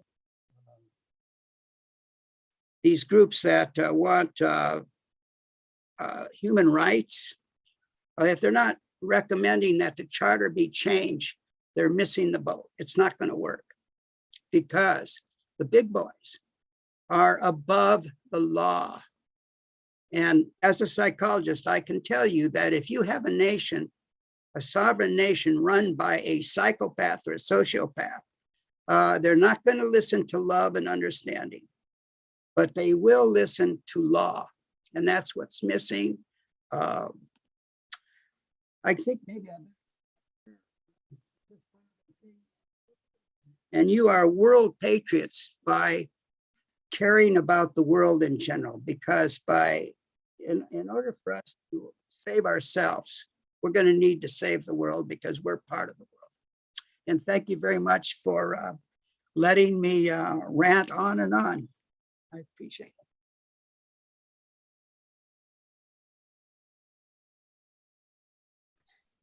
Thank you so much, sir. It was indeed a pleasure to hear you. And now we welcome Shri Rajesh Chandraji from Lucknow. He is Secretary, Admission and Fee Regulatory Committee, Government of UP, India. He is actively engaged in role of India in new emerging world order. He is the writer of more than 24 books on Buddhism. He is also the meditation master in India and abroad. We request him to share his views. Sir. So much thank you, Madam Neelam. And dear all the sisters and brothers joining this event of World Constitution and Parliament Association. First of all, I would like to greet you in an ancient manner of India, Bhavatu Sabba Mangalam. May everything be full of blessings all these 3 days, whatever you are going to conclude in this online summit. Most of us among us are concerned about ourselves, about our families, about our caste, creed, race, nation, culture, or community, but there is an organization known as World Constitution and Parliament is concerned about this globe, concerned about this humanity, concerned about this earth. I must appreciate the leadership of Dr. Glenn C. Martin. It's a matter of great appreciation to all the members associated with WCPA. Most respected Madam Laura George, Professor P. N. Murthy, Venerable Swami Chidananda, Guruji Pawan Sinha sir, Colonel T.P. Tyagi, Veer Chakra, Dr. Eugenia Almond, Secretary General WCPA, and Justice Kashifa Hussain, Bangladesh, Dr. Roger Kotila, Mr. Sachin Gupta, Honorable Lakshmi Narayan, Minister from Pondicherry Government, Justice K.G. Balakrishnan, Major Sushil Goyal sir, and everyone present in this program virtually, mentally, or emotionally, I greet you all. I must appreciate the initiative taken by Dr. Glenn T. Martin, though the plannings were there to meet face to face, but circumstances concluded in such a way that we are meeting virtually. And the association had decided very significant topic: role of India in a new emerging world order. Indeed, When we need blood as a patient admitted in hospital, in ICU, we seek only blood of a particular group as required. We do not seek blood of a particular caste, creed, or race, or community, a nation. We need only blood. If accidentally our kidneys fail or defected, we need kidneys transplanted from anyone. We forget the caste, race, nationality, community. But when we are going to marry someone, when we are going to maintain the business, when we are going to maintain the relationship, when we are going to have a friendship, we are limited with all these kind of diversities of caste and creed and culture or nationality. If I talk in a metaphorical way, I would like to give a simile that consider this world as a nation and different nations as a state. I would give a simile. You see USA as the political capital of the world. Whatever is happening in USA politically, almost it affects the whole world. Likewise, we may say that France is the fashion capital of the world. We may say that Japan is the digital or the electronic capital of the world. Likewise, I would like to say a simile, India is the spiritual capital of the world. If you are expecting something political renaissance, you are expecting something economical renaissance or a contribution from India, you may be disappointed. But if you see this country as the spiritual capital of the world, you may achieve with more than expectation.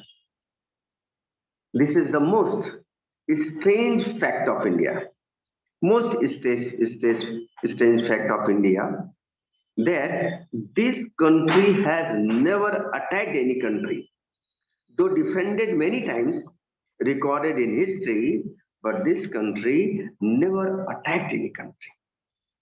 Even during this pandemic period, India has helped our neighboring countries.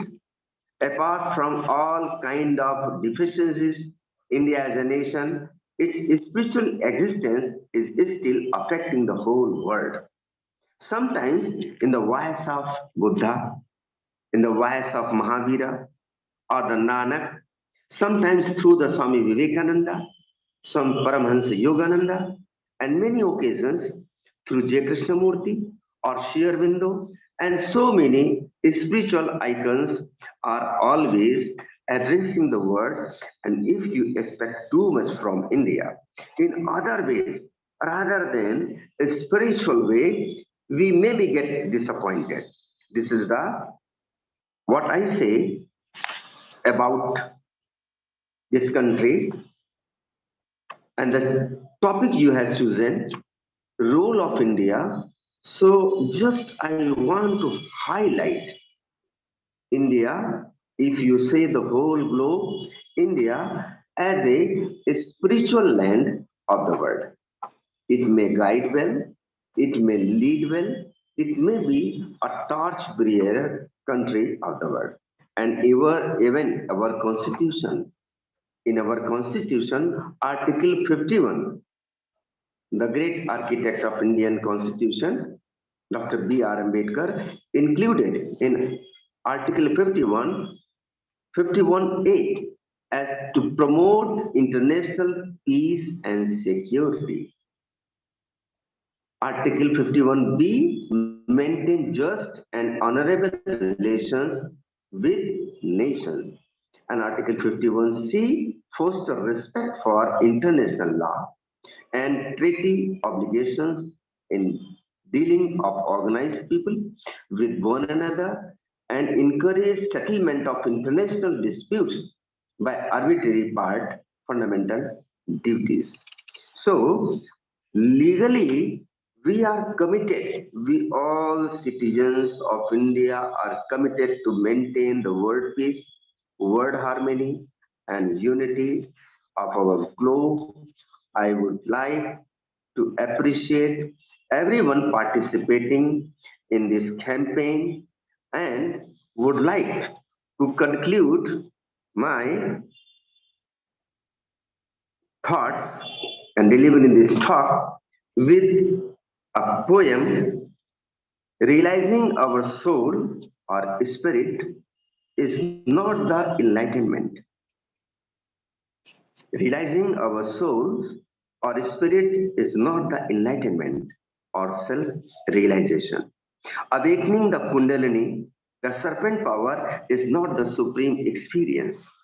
To have a vision of God is not the real achievement. To have the vision of God is not the real achievement. To have a very thrilling spiritual experience like Samadhi or Sublime is not the essence of life, but to realize that I am a human being.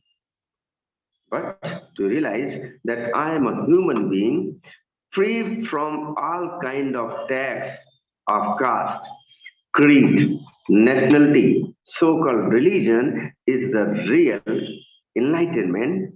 Life is a real enlightenment, and realizing all human beings as human beings is the supreme wisdom.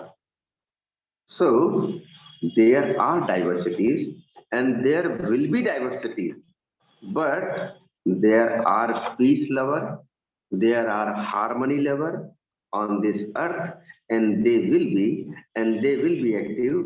I must appreciate Dr. Glenn T. Martin and all the members who are participating in this event.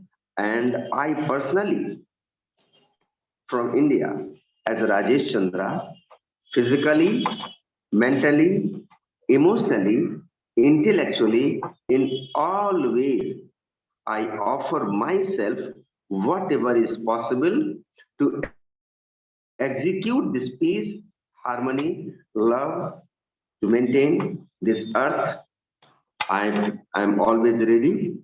I offer myself whatever duties and services is possible from me. I am ready to pay in all ways. And finally, I would say thanks. I am delighted to be part of this event today. So much thanks, Madam Neelam, and everyone, please. Thank you, Shri Rajesh Chandra ji, for making us understand the advantages of seeing the broader perspective rather than going on the narrowness of mind. So now I hand over the floor to Priyanka for further proceedings. Thank you. Thank you. Thank you so much. Honorable Mr. K. Lakshmi Narayanan ji, guest of honor for the day, is present amongst us. As he has some urgent commitments, we need to go off the schedule. So now we request him to address the audience. He is the Honorable Minister for Public Works, Puducherry Government, and many other portfolios. It's a great news that WCPA is reconnecting itself with its land of origin, Puducherry, today. Sri Aurobindo gave the idea of World Union to the world. All our founders were connected with World Union. We are glad to share that we have distinguished guests connected with the state of Puducherry. We are pleased to inform that PWP 16 will be held in association with Puducherry government in 2022. We are really grateful to Mr. K. Lakshmi Narayanan ji for his cooperation. We now request Shri K. Lakshmi Narayanan ji from Ministry of Puducherry government to speak few words and share his blessings. Hello, can you hear me? Yes, sir. Yeah. Namaskar, Vanakkam. It's a great honor for me to join in this very ambitious idea of forming a world constitution and parliament association.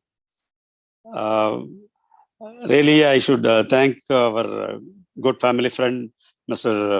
Goyal, who is instrumental in bringing me into this August forum.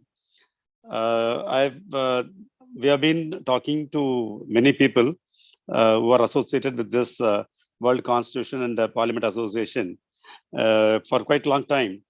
And as rightly said by the person who just spoke to me, it is the Puducherry which has dreamed of a world union. As rightly said, Sri Aurobindo has wanted to have a world union, and Sri Mother has given an idea of forming a world union, and there was a literature, and it's still published from Aurobindo Society in the name of World Union, which brings lot of inputs, lot of thoughts, a lot of ideas about having a common government administration for the world to keep all the humankind under one umbrella. So I would like to thank all the distinguished guests who have gathered here for their sincere effort in bringing all world citizens under one umbrella with a common intention of bringing peace and a decent life for our future generations. It's a very noble idea, and it's a very needed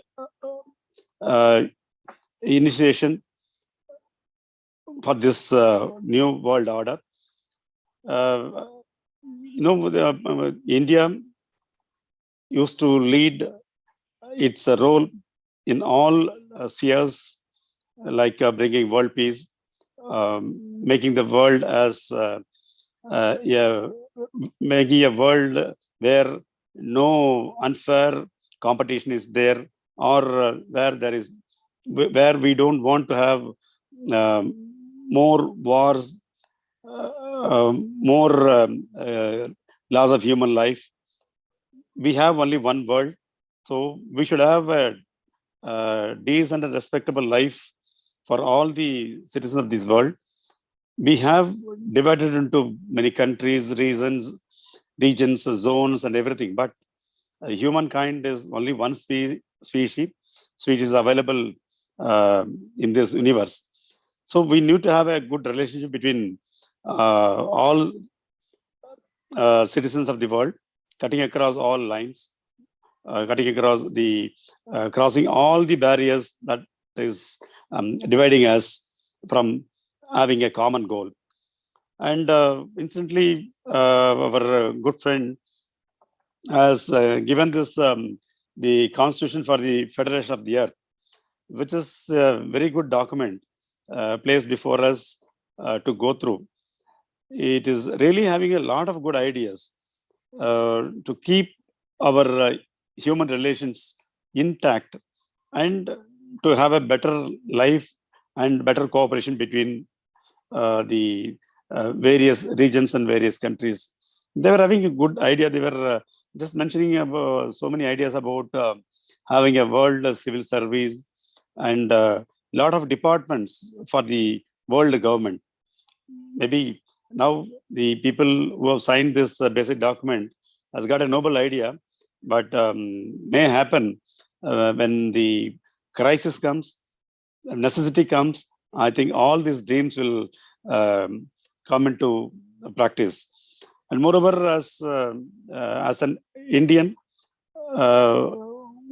and our forefathers have dreamt a lot of principles to be followed in future. Even in Tamil, the first, we used to be proud that the Tamil is the first and foremost language. Even 2000 years back, our poets during the Sangam period, they were dreaming about one world. Yadum Ure Yavarum Kelir. It means the whole world is one. That is, universe is one, and everyone should have a good cooperation. All are one. Something like that. These are the ideas in Tamil and in our own. I think no, this idea is common in all our languages, Indian languages. The Indian culture is to have a common platform for everyone who are living in different parts of the world. People used to say that, no, I mean, scientifically also, people used to say that North and South cannot go together, or East and West cannot sync well or go together. But nowadays, it is very possible, because we have good relations between governments, and we have good relations between, we are trying to establish good relationship between people to people of different countries. There is a good started implementing good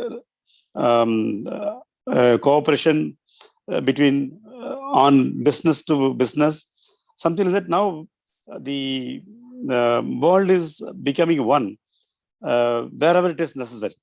For example, if now the many changes have come, World Trade Organization has come, World Peace Council has come.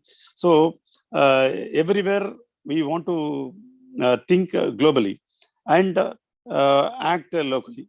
So it is just necessary for all of the citizens of this world to join together to work for the peace, and not for us, or not for the generation, and for the generations to come. And the today's topic is about the role of India in the emerging new world order. As this is a, no, India is the number 2 in the population, number 2 in the manpower, and highly intellectual country, which can always accommodate best ideas available in the world whenever it is required.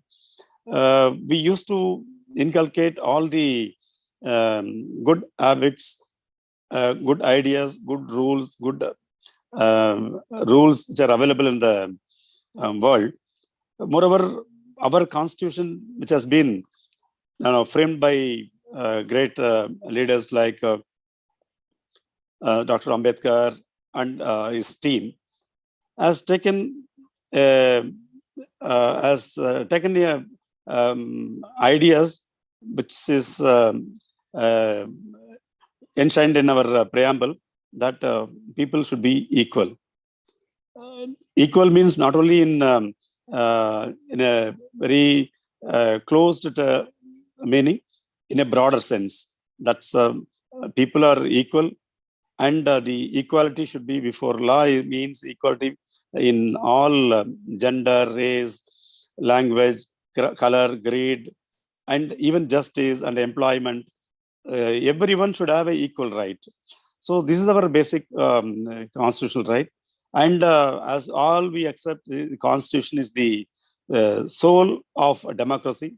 And in this new world order, everyone is want to protect and want to give their contribution for the democratic principles to be followed by the government, all the government, and also every citizen of this world. So with this great and noble ideas of democracy, and respecting the individual rights, and protecting the rights of individual and the governments and the citizens of this world, we people of this world should act in a way that everyone should have all their rights respected, and there should be a much cooperation between the government to government in bringing this noble cause, peace, to bring peace and a warless society. And there should be a cooperation to help the needy people, the needy government, and in the field of eradication of poverty, and in the field of removing the unemployment. All the governments of this new world should come together and find a solution for the economic progress and social upliftment of our youngsters, because they are going to form they are going to be the next world. Therefore, I request a lot of dignitaries from various fields have joined together for a noble cause. The World Organization is really just necessary. A common call, a unified opinion will really make everyone to think.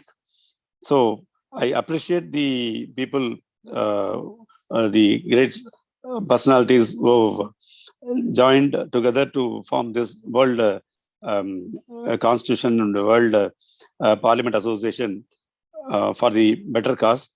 I really thank all the people who are giving me an opportunity to join in this August forum. And as decided earlier, as told, as it was agreed, really we would like to have, I would like to invite all the people to have a conference in Puducherry, because Puducherry is the best place for a noble cause, where many people who are interested in establishing a world common government or world common union for the betterment of the future. So we'll be really expecting everyone to be here for the next general body meeting of our World Constitution Parliament Association. We'll be happy to host you all people. I really thank all the people for giving this opportunity. Thank you. Thank you one and all. Thank you very much.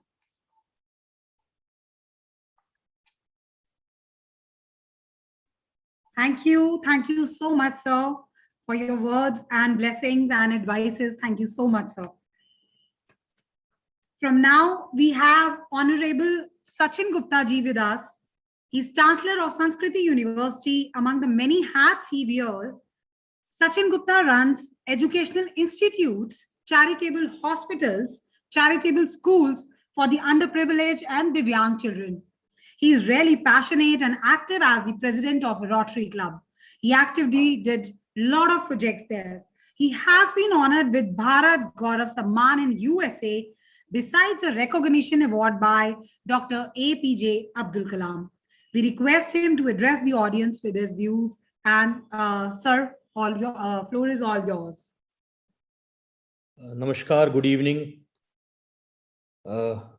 Honorable panelist, Dr. Glenn Martin, President WCPA, Justice Bala Krishnan, Chief Guest, Honorable Minister for Public Works from Pondicherry Government, Shri Lakshmi Narayananji, Lieutenant General A.K.S. Chandele, Mr. Rajesh Chandra, Secretary Technical Education UP Government, Dr. Roger Kotila, President DWF and VP WCPA,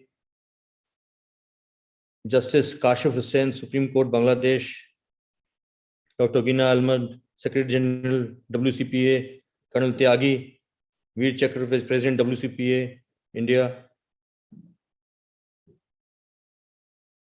Dr. Laura George from USA, Swami Chindananji from Rishikesh, Professor P.N. Murthy from Earth Constitution India, Vice President.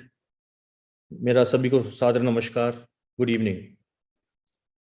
I first of all thank WCPA India, World Constitution Parliament Association, for inviting me and to become a panelist and speak in this between the all speakers who are from different parts of the world.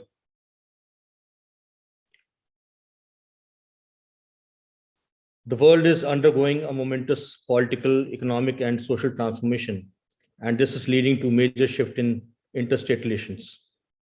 The center of gravity of global economy is shifting from transatlantic to the trans-Pacific, and its vague existing security arrangements and alignments among states are also undergoing a major change. The emergence of power from Asia, that is China and India, is one aspect of this transition. But Asia is new home to a cluster of major powers. Now, what is the role of India in new emerging order? Vasudev Kutum, as you all heard this word very again and again, the world is a family. Engraved on the entrance of Parliament of India, speaks, and the words being said in the Upanishad of India in Rig Veda states what India is all about. It also states one is a relative, the other stranger, say the small-minded. The entire world is a family, live the magnanimous.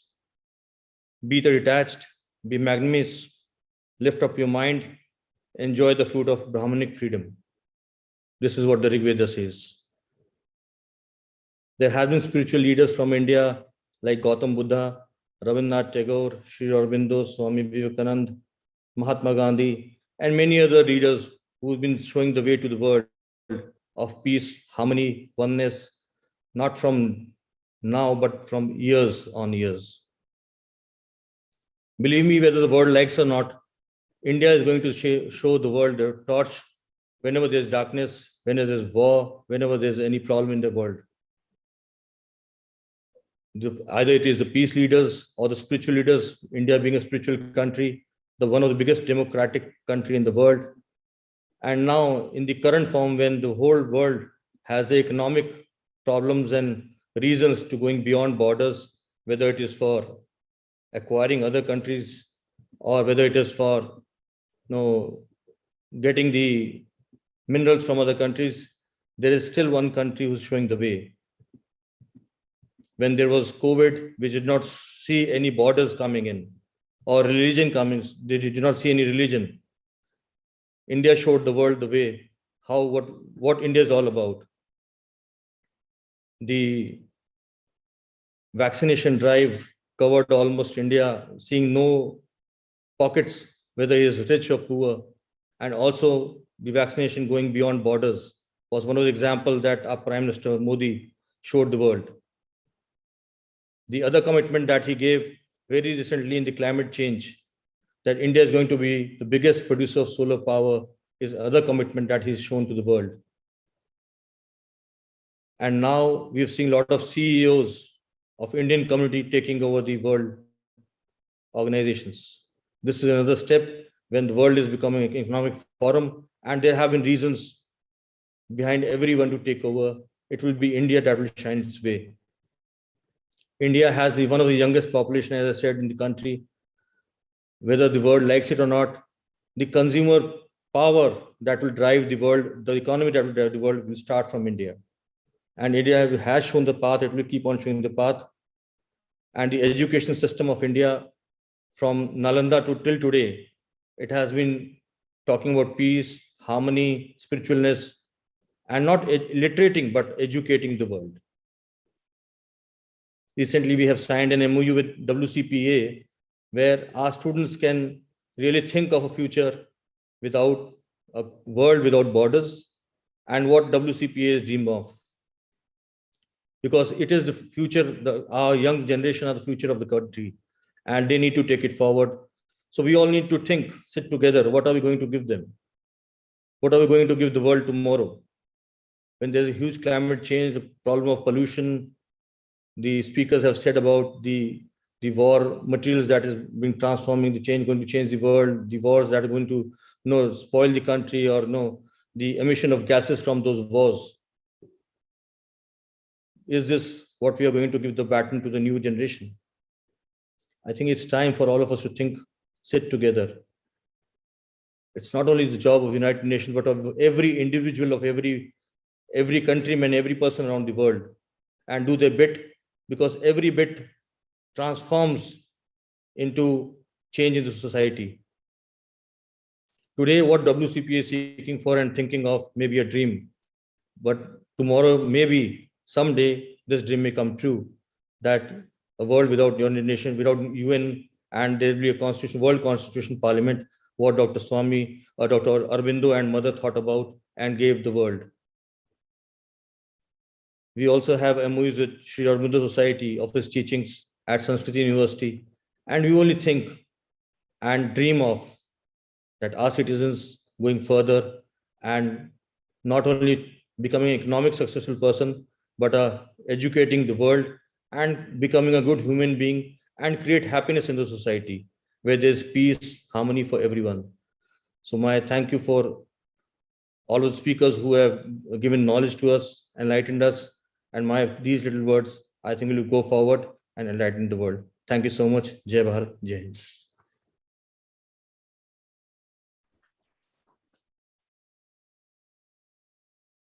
Thank you. Thank you so much, Honorable Sachin Gupta. It's now time for an address by Lieutenant General Dr. A.K.S. Chandele. He is decorated with the highest gallantry awards, Param Vishesh Seva Medal and Ati Vishisht Seva Medal. Lieutenant General A.K.S. Chandele is the Senior Advisor of Geointelligence.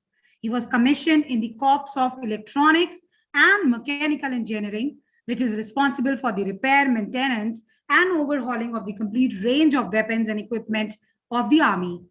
A specialist in radar and control systems, air defense, missiles, and biomedical engineering, he retired as the Director General EME after over 4 decades of service in the Army. We now request him to please share his views.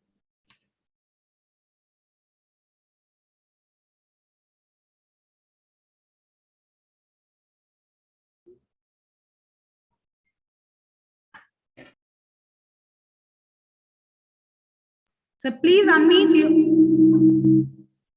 Sir, please unmute yourself. Lieutenant General A.K.S. Chandele, we are waiting. So please unmute yourself.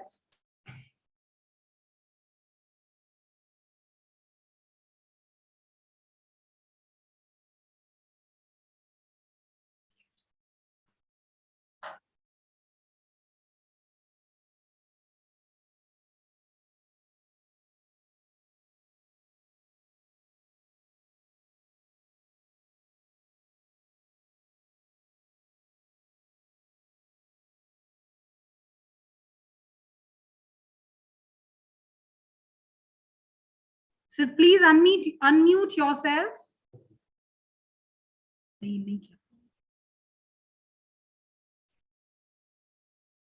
General Chandele, please unmute yourself.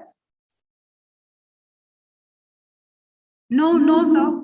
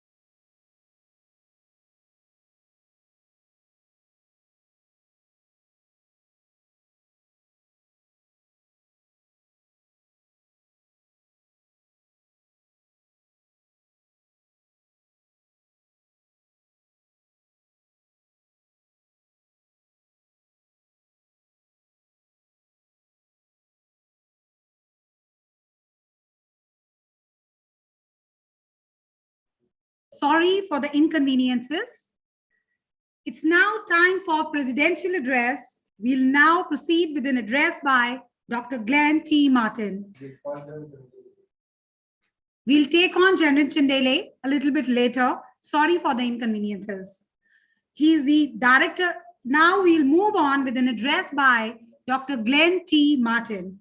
He's the director of ECI, president of WCPA, and chair of PWP 15.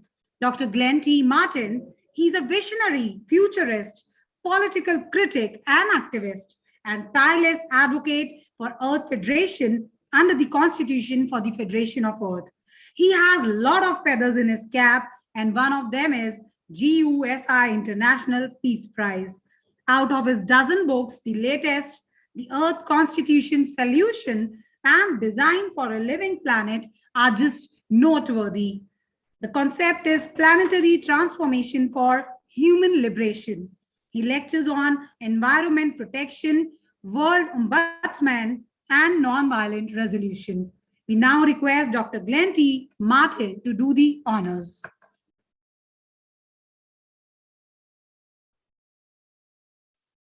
Thank you very much.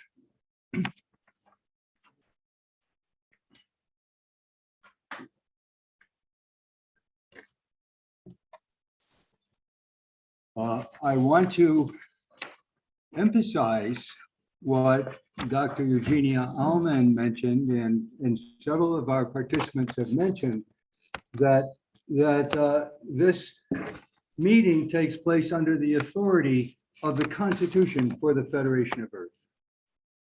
The Constitution for the Federation of Earth is a design for a living planet. And as a design for a living planet, under Article 19, it empowers the people of Earth, all of us, to create provisional world government. We can do it now. We can lay the groundwork here and now. We do not have to wait for the nations to get together and eventually ratify something. We're laying that groundwork now, and those of you who participate the day after tomorrow in the legislative session will be in a historic set of principles that are being examined there that are literally laying that groundwork. So I recommend strongly that if you're going to participate on the 12th in the legislative session, and I hope you do, review that agenda, review all those proposed world legislative acts. It's fundamental. We're transforming the world as we speak. Thank you.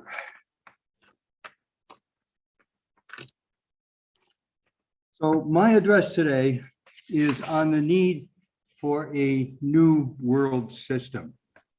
And I want to welcome all the delegates and observers gathered here on this auspicious occasion of the 15th session of the Provisional World Parliament and the role of India in the emerging world order. I wish to give honor and thanks to the several great dignitaries that we have with us today and who have spoken at this meeting. They grace the occasion, helping us renew our solemn commitment to a world of peace, justice, and sustainability. Our present world disorder is premised on a global economic system predicated on endless growth. It's predicated on private debt-based banking, and it's predicated on competition, not only among businesses, but nation states for resources, control of markets, and spheres of influence.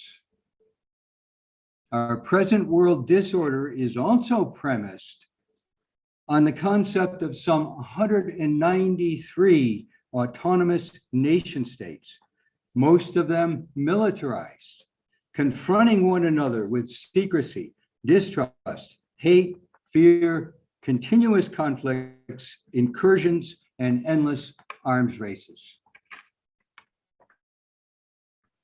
Yet this entire world disorder has been thrown into an even deeper set of quandaries as the climate crisis has dawned on our planet and on human beings across the globe. We are in overshoot, far beyond the carrying capacity of our planet. Our planet simply cannot biologically support 8 billion people. And species are going extinction every day. They're going extinct because it cannot support all these creatures who are trying to survive on the planet today. We have a massive global fossil fuel driven economy that is disintegrating the very fabric of the planetary ecosystem that supports human life and all higher forms of life. The very economy that provides the necessities of life to the top 50% of humanity, that's us, right? The bottom 50% don't seem to count. The very economy that provides these necessities is destroying the life prospects for everyone's children and for future generations. At the same time, we know that humanity is one, that civilization is one, our planetary ecosystem is one, and that the cosmos and the source of being are one. This knowledge animates our presence at this session of the Parliament. This knowledge informs our message to India and the world. Without unity, humanity cannot prevail against climate collapse or weapons of mass destruction. Without unity, humanity cannot move forward respecting the dignity, rights, and integrity of each unique person within the vast diversities of nature and human existence. The Constitution for the Federation of Earth commits that dignity to ink and paper. It unites humanity under the sacred principle of unity in diversity, a world founded on human dignity for the first time ever, founded on planetary conscious evolution for the first time ever. Nearly all nations in history have been founded on the principle of territory. This is my territory. These are my boundaries. Nearly all economic systems in history are founded on absolute ownership. This is my land, my wealth, my property. Such systems of exclusivity militate against the oneness of humanity, against the unity and diversity that unites human beings together under the melody of existence. These systems of exclusivity drag human consciousness down into the awful chaos of war, violence, hate, fear, and hunger. These systems cannot but violate human dignity because they are founded on inflexible exclusivity. If protecting my territory comes first, then your dignity comes second. If protecting my wealth comes first, then your hunger and misery comes second. If you begin with absolute national territories, you cannot but lose the whole. If you begin with absolute private property, you will lose not only the whole, but your own humanity. The Earth Constitution founds democratic planetary governance on the melody of being, on the dignity of humanity, and the sacred holism of our cosmos and the natural world. All the world's great religions have affirmed human dignity. All the world's great secular humanist teachers have also affirmed human dignity and natural human rights. For human beings to come into an era of their dignity and fulfillment in harmony with the cosmic ground of being, as well as with our endangered planetary biosphere, they must place territory and property second to true unity and diversity based on universal human rights, responsibilities, and the holism of human civilization. That is the significance of this session of the Provisional World Parliament. Under Article 19 of the Earth Constitution, we come together to further the regime of human dignity. We do not abolish the nations or the regime of fair trade and wealth, but with the Earth Constitution, we place these second to our universal human rights to peace, security, and environmental integrity. The Earth Constitution gives us these third generation rights. They're not there in the UN Universal Declaration of 1948. Third generation rights. We have the right to peace, the right to a decent environment, the right to security. All this is being destroyed by our current world system.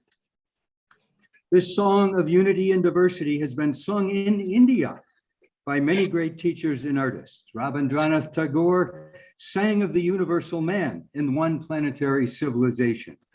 Swami Vivekananda sang of all persons as brothers and sisters, embraced by the cosmic dance of being.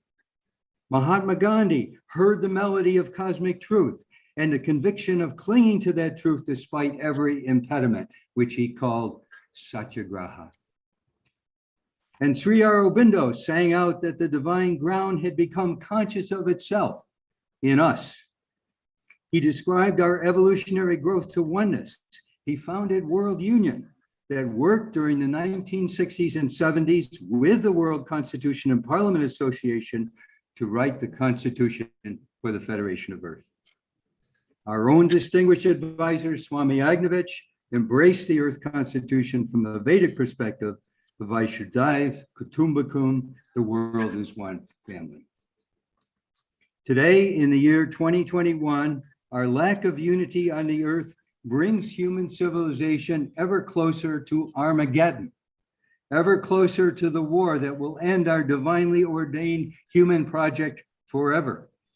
While the climate of the earth collapses all around us, while 1% of the earth's population owns 50% of its wealth, and while the world struggles in hunger and endless misery, and while the nations of the world continue to spend 1.8 trillion US dollars per year on militarism and war. We are in a race to save our planet. Climate disaster is happening all around us, and the delusional nations refining their nuclear weapons systems continue preparations for universal Armageddon. The greatest human imperative is precisely to unite.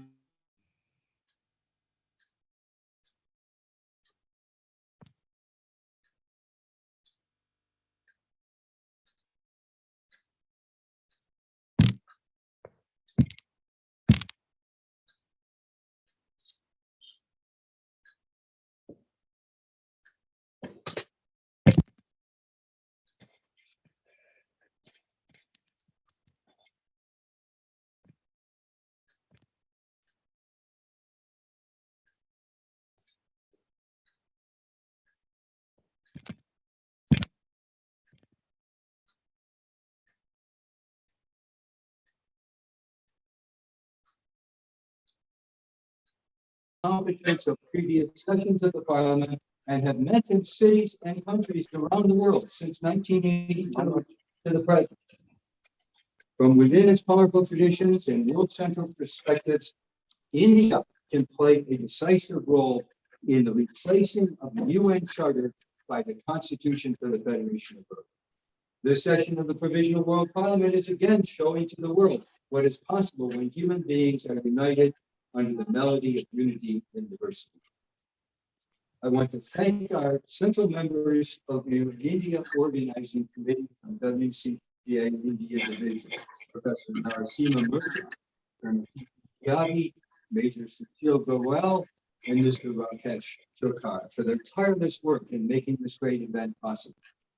And I want to thank all the members of Rastraya Sainik Santa, of which Colonel Tyagi is present, for their participation in these awesome events. I want to thank Professor Hemlata Talesra, who has provided leadership for many academic persons who are in attendance at this Parliament. This Parliament session should be of supreme educational value, focusing on the role of India in the New World System. And again, I want to thank the dignitaries who have spoken here at the conference, Justice Balakrishnan and Lakshmi Narayanan, and all the other dignitaries who have participated online with their new fundamental embracing of all human nature, all nature and human civilization. May God bless these proceedings as we move into an ever more glorious future. In the words of the Christian Bible, thy kingdom come, thy will be done on earth as it is in heaven. In the words of the Holy Quran, praise be to God, the cherisher and sustainer of worlds, most gracious, most merciful. In the words of the Vedic tradition, Om Shanti, Shanti, Shanti.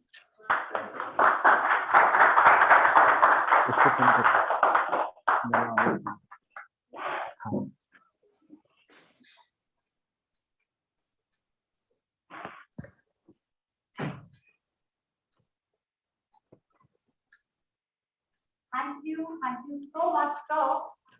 Now it's time for again, we are going back to lessons in Delhi, Dr. AKS in Delhi, because we have missed some video there. So are we available with Ajit and Delhi, please? Dennis and Delhi, please? Can you hear me now? Okay. So we request you, sir, to please share your views. Can you hear me now? Yes, sir. Yes, sir. You are audible. I will switch off my video because the Wi-Fi is not able to support that. Dr. Glenn, I understand that it is totally against protocol to speak after the president. Do I have your permission to say a few words?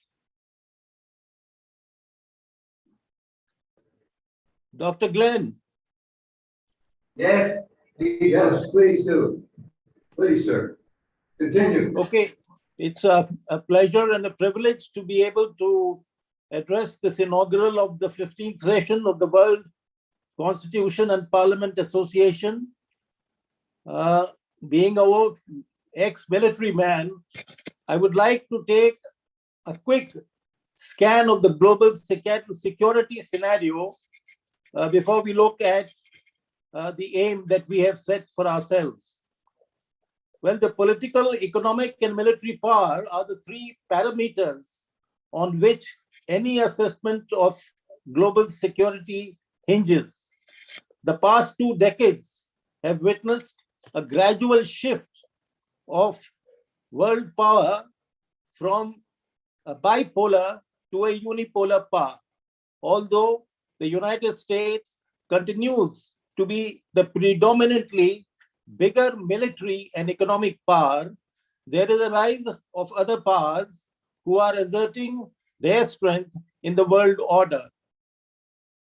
And the biggest challengers of this is China. China's progress in the last 3 decades, both economically and militarily, is the biggest change to the world order in the last century. It is now the factory to the world. Its trade relationship with 110 countries is positive. It is giving loan to 145 countries in the world. And its Navy and its Coast Guard is now the biggest in the world. Its operational triad, currently at a figure of 270, will become 1,000 in just another 5 years' time. It has tested the hypersonic weapons, and this is going to be a very potent weapon. So with these changes and its aggressive nature, China is questioning this unipolarity of America. It has aggressive claims against territories of 12 countries in this world. And it is flexing its muscles in the Indo-Pacific region and against India also, which we are very much aware of. Russia, after the disintegration in the early 1990s, ceases to be a challenge to America in any big way. Nevertheless, its military industry complex is flourishing very well, and it is manufacturing sophisticated weapon systems for itself and for other countries of the world. With the Brexit, the viability of the European Union is in question. And there was a thought at one time that the other countries will also join Britain in exiting from the European Union. Courtesy Germany and France, this exit has been stopped for some period of time, but what happens in the future cannot be said. So this is a time when we have, when we used to look at the world scenario, we used to look at the hot spots, which were the trouble spots in the world. And there would be a dozen or so of them, some more dangerous than the other. But today you have to look at peace spots because the entire globe is in conflict. If it is not with weapons, it is with immigration, it is for resources. So there is a conflict on in every portion of the world. While we have an ideal of having one world and one constitution, it still is a very far-fetched ideal. We, India, have a good role to play in this. We are a country which has been having such leaders as Gandhi and Swami Vivekananda. Ever since independence, India followed a policy of non-alignment, of Panchsheel. We are the world's, we say we are going to have one world by Vasudev Kudukam, and we have been always designated as a spiritual country. And with this, we hope that Indians all over, not just in India, will be able to help in the transformation from this fractured world into one world, and one world with one constitution where everyone can live in harmony. We have seen some hope of this in the position that various countries have taken on the climate change issue, although there are gaps there as well, but there is some positive movement. And COVID has also made people the world over realize that it's not just the rich who can vaccinate themselves and save themselves.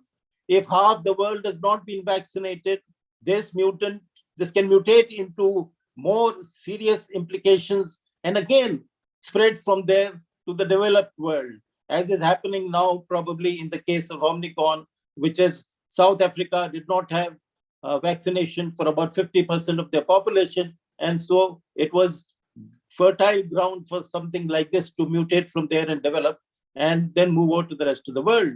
So the world has to be looking after not just themselves, they have to look after the whole world. They have to look after the poverty, look after the food, look after the health of all the people of the world. And that, I think, is the goal of our organization, WCPA. So with these words, thank you very much for giving me an opportunity to speak.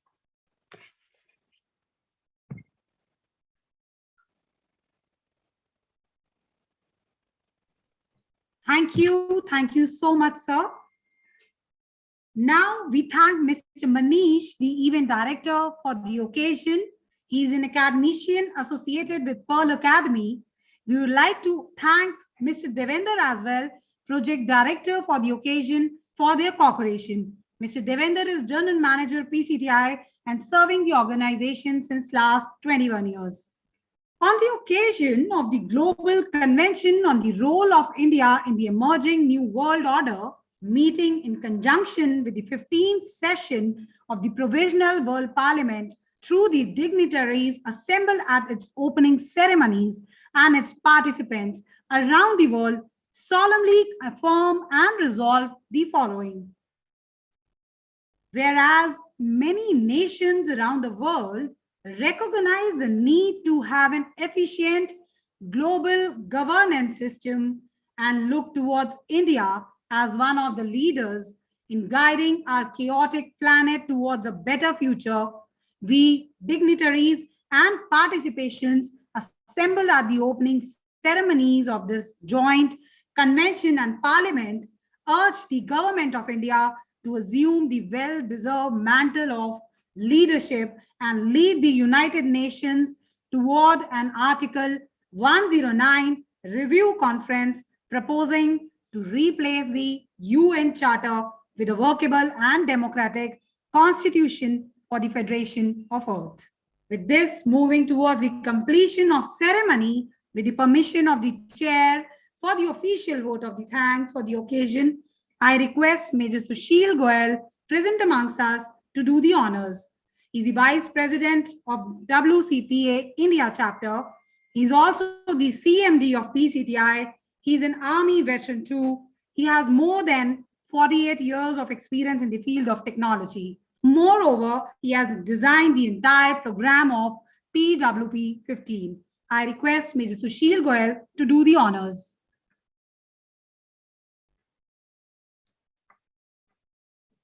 Thank you, Priyanka.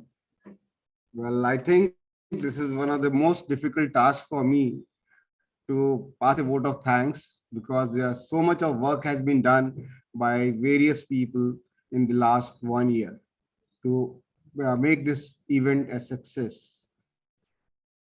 First of all, I would like to thank Phyllis, who is the treasurer of WCPA, and she was also there for a couple of minutes, but we could not catch her to speak, but definitely we'll try tomorrow. She is the source behind the complete, project, and she is wife of Dr. Glenn. Secondly, the most important is the people who have joined, the dignitaries, the people, the delegates and participants. There are participants from over 20 countries today in this. This is really a great pleasure. And I thank each one of them because some of them were, available even at 2:30 at night, their night time, and attended this function. Another point is most important is the team. The PCTI TAC team, which is headed by Pankaj, and they have really done a great job. I would like to especially thank Mr. Maheshwari, CEO of Public Police, who gave a lot of support with the speakers and all kind of support. So I thank you. Well, this list is very long. I would like to thank each one of them who participated, whichever way was possible. Thank you so much. Thank you. Have a nice day. Tomorrow our session will be start at 10 o'clock. So I request each one of you to please log in before 9:45 to 10. Thank you so much. Have a good day. Thank you. Jai Hind, Jai Jagat. Thank you.